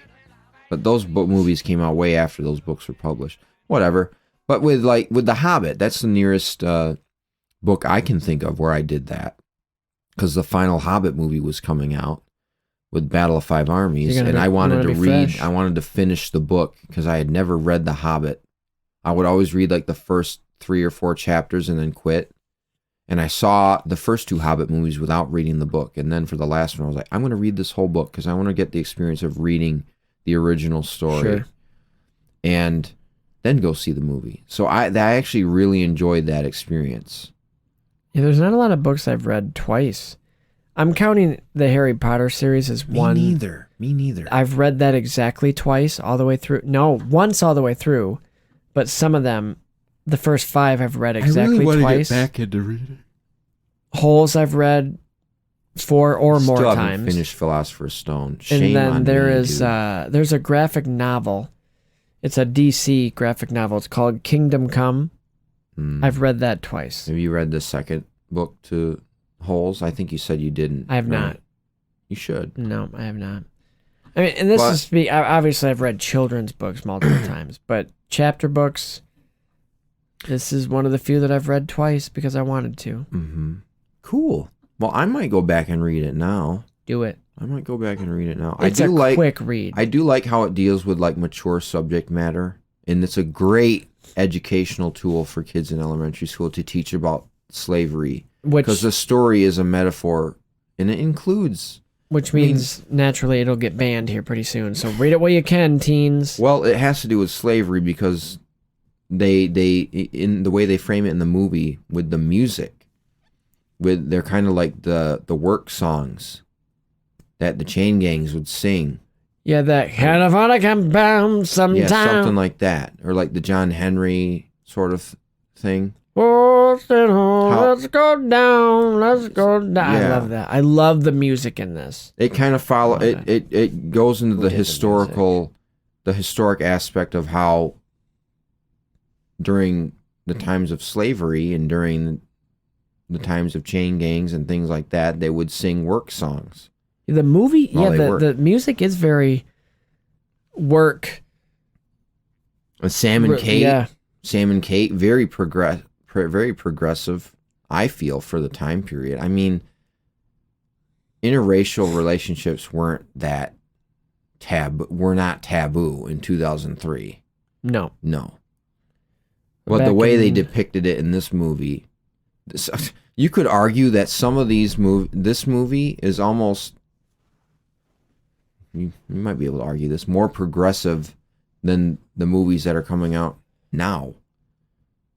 Because maybe this more wasn't really more progressive. authentic. That's what I mean.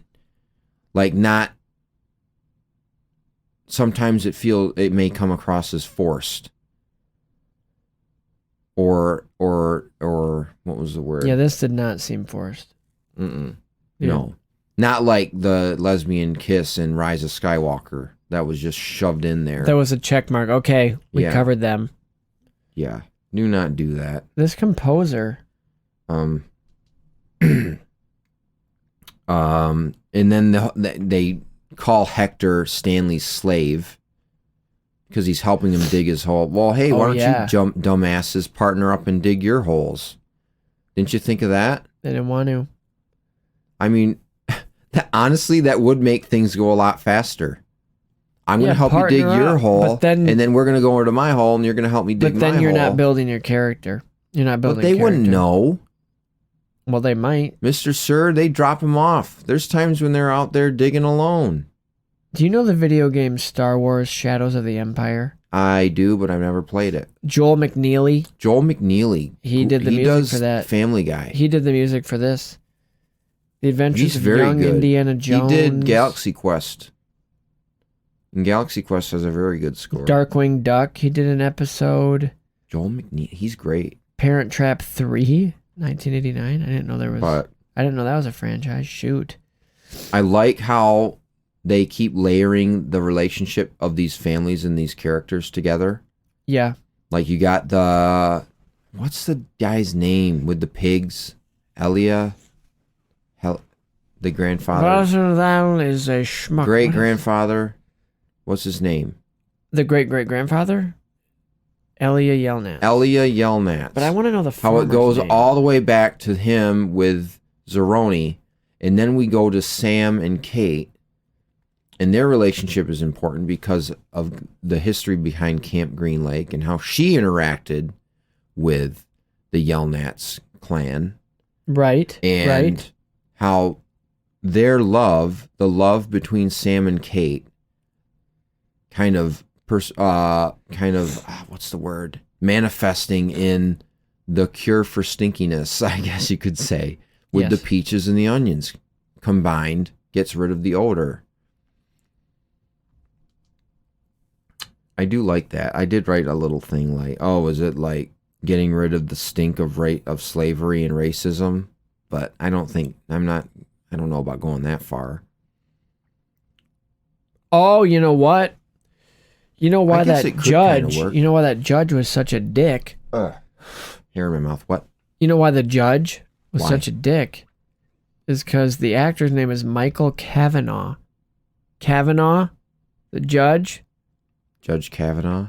Yep, that's why. What do you mean? What's that? Judge like Kavanaugh? Brett? Oh, shush. That's why. Okay. That's why he was so good at playing a terrible judge. Okay. Myra Morris Menke was the no, that I wasn't farmer. I didn't really care about his name. I was just wondering about the grandfather's name. Oh, I'm sorry. No. Oh, my bad. That's okay. My bad, dude. It's okay. I don't mean to sound like an asshole. But I don't mean to offend you. You're not offending me. Good. I wanted to. You know, a couple last things.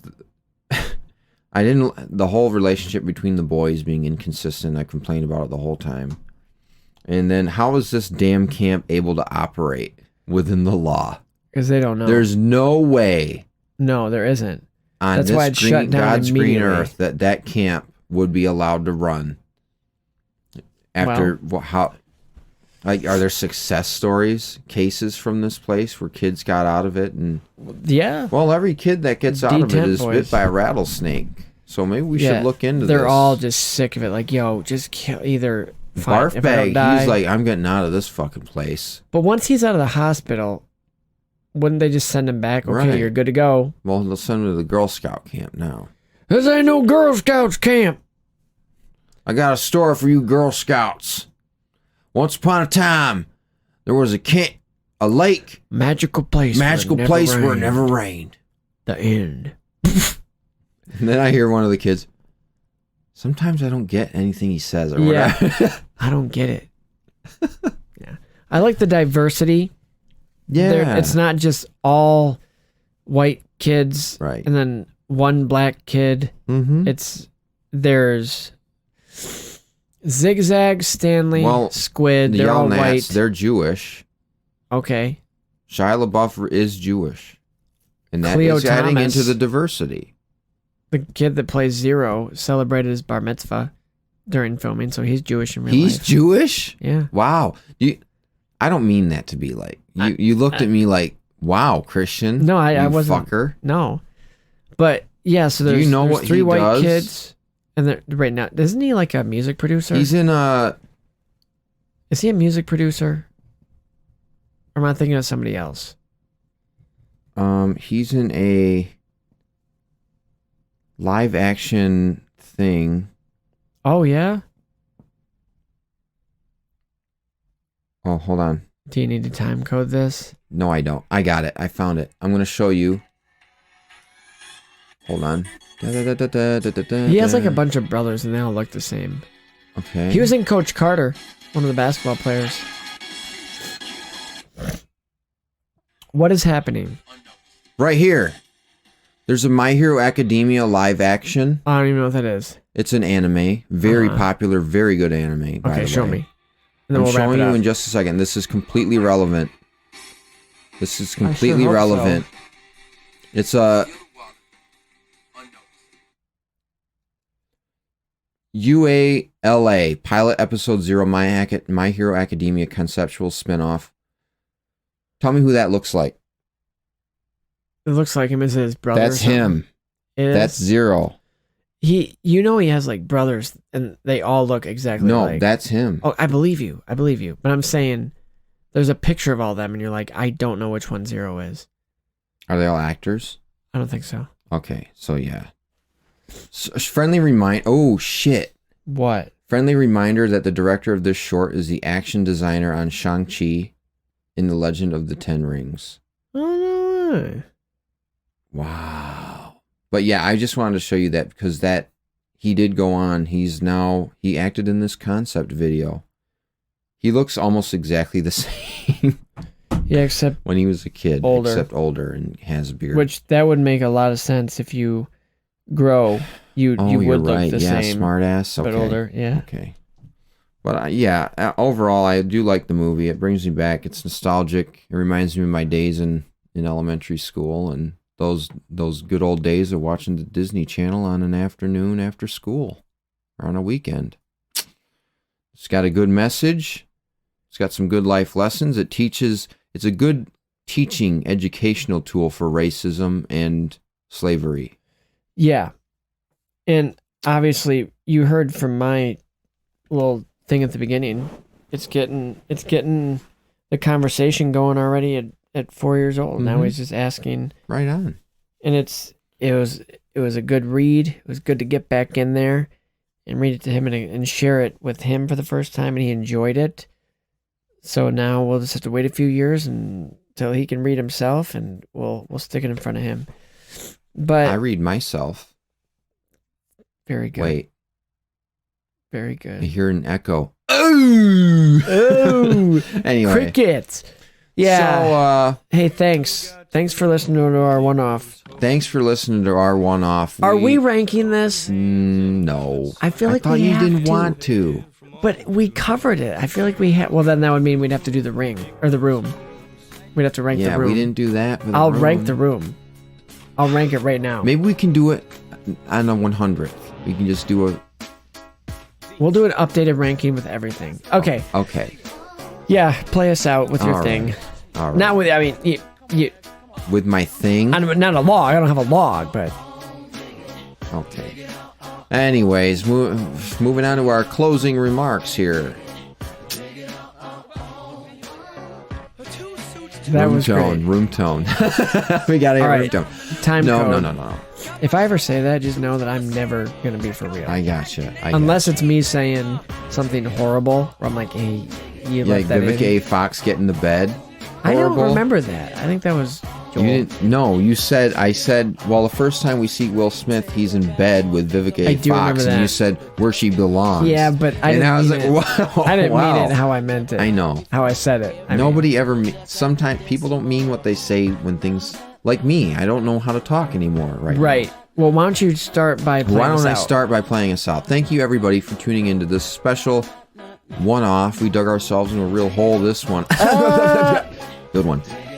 Pat myself on the back.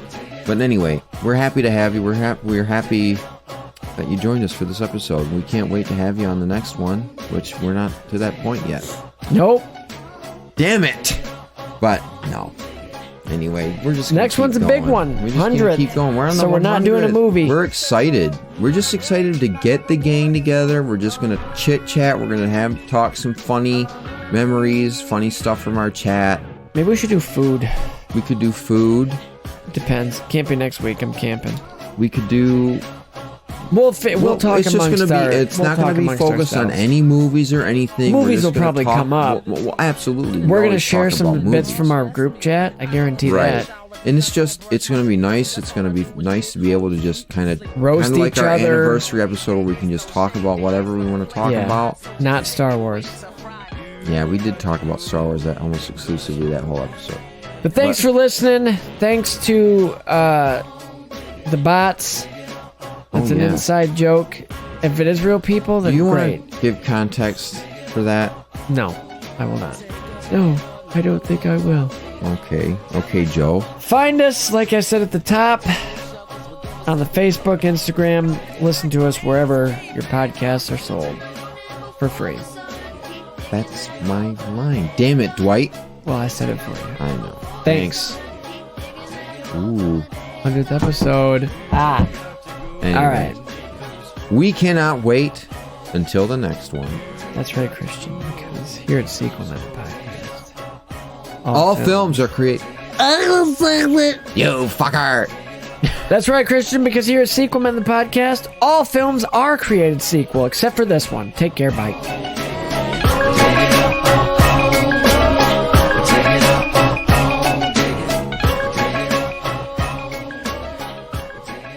I wish they would make a sequel to the There's no movie. plans to adapt the next book. That wouldn't make any sense with this one anyway. What they need to do is a reunion when it's 20 years old. So next year, do you watch Stranger Things? They could do a funny bit like how they do that with like on SNL, where they're like, "Oh, 20 years like Home Alone," like with Kevin They could. McAllister in the Google commercial.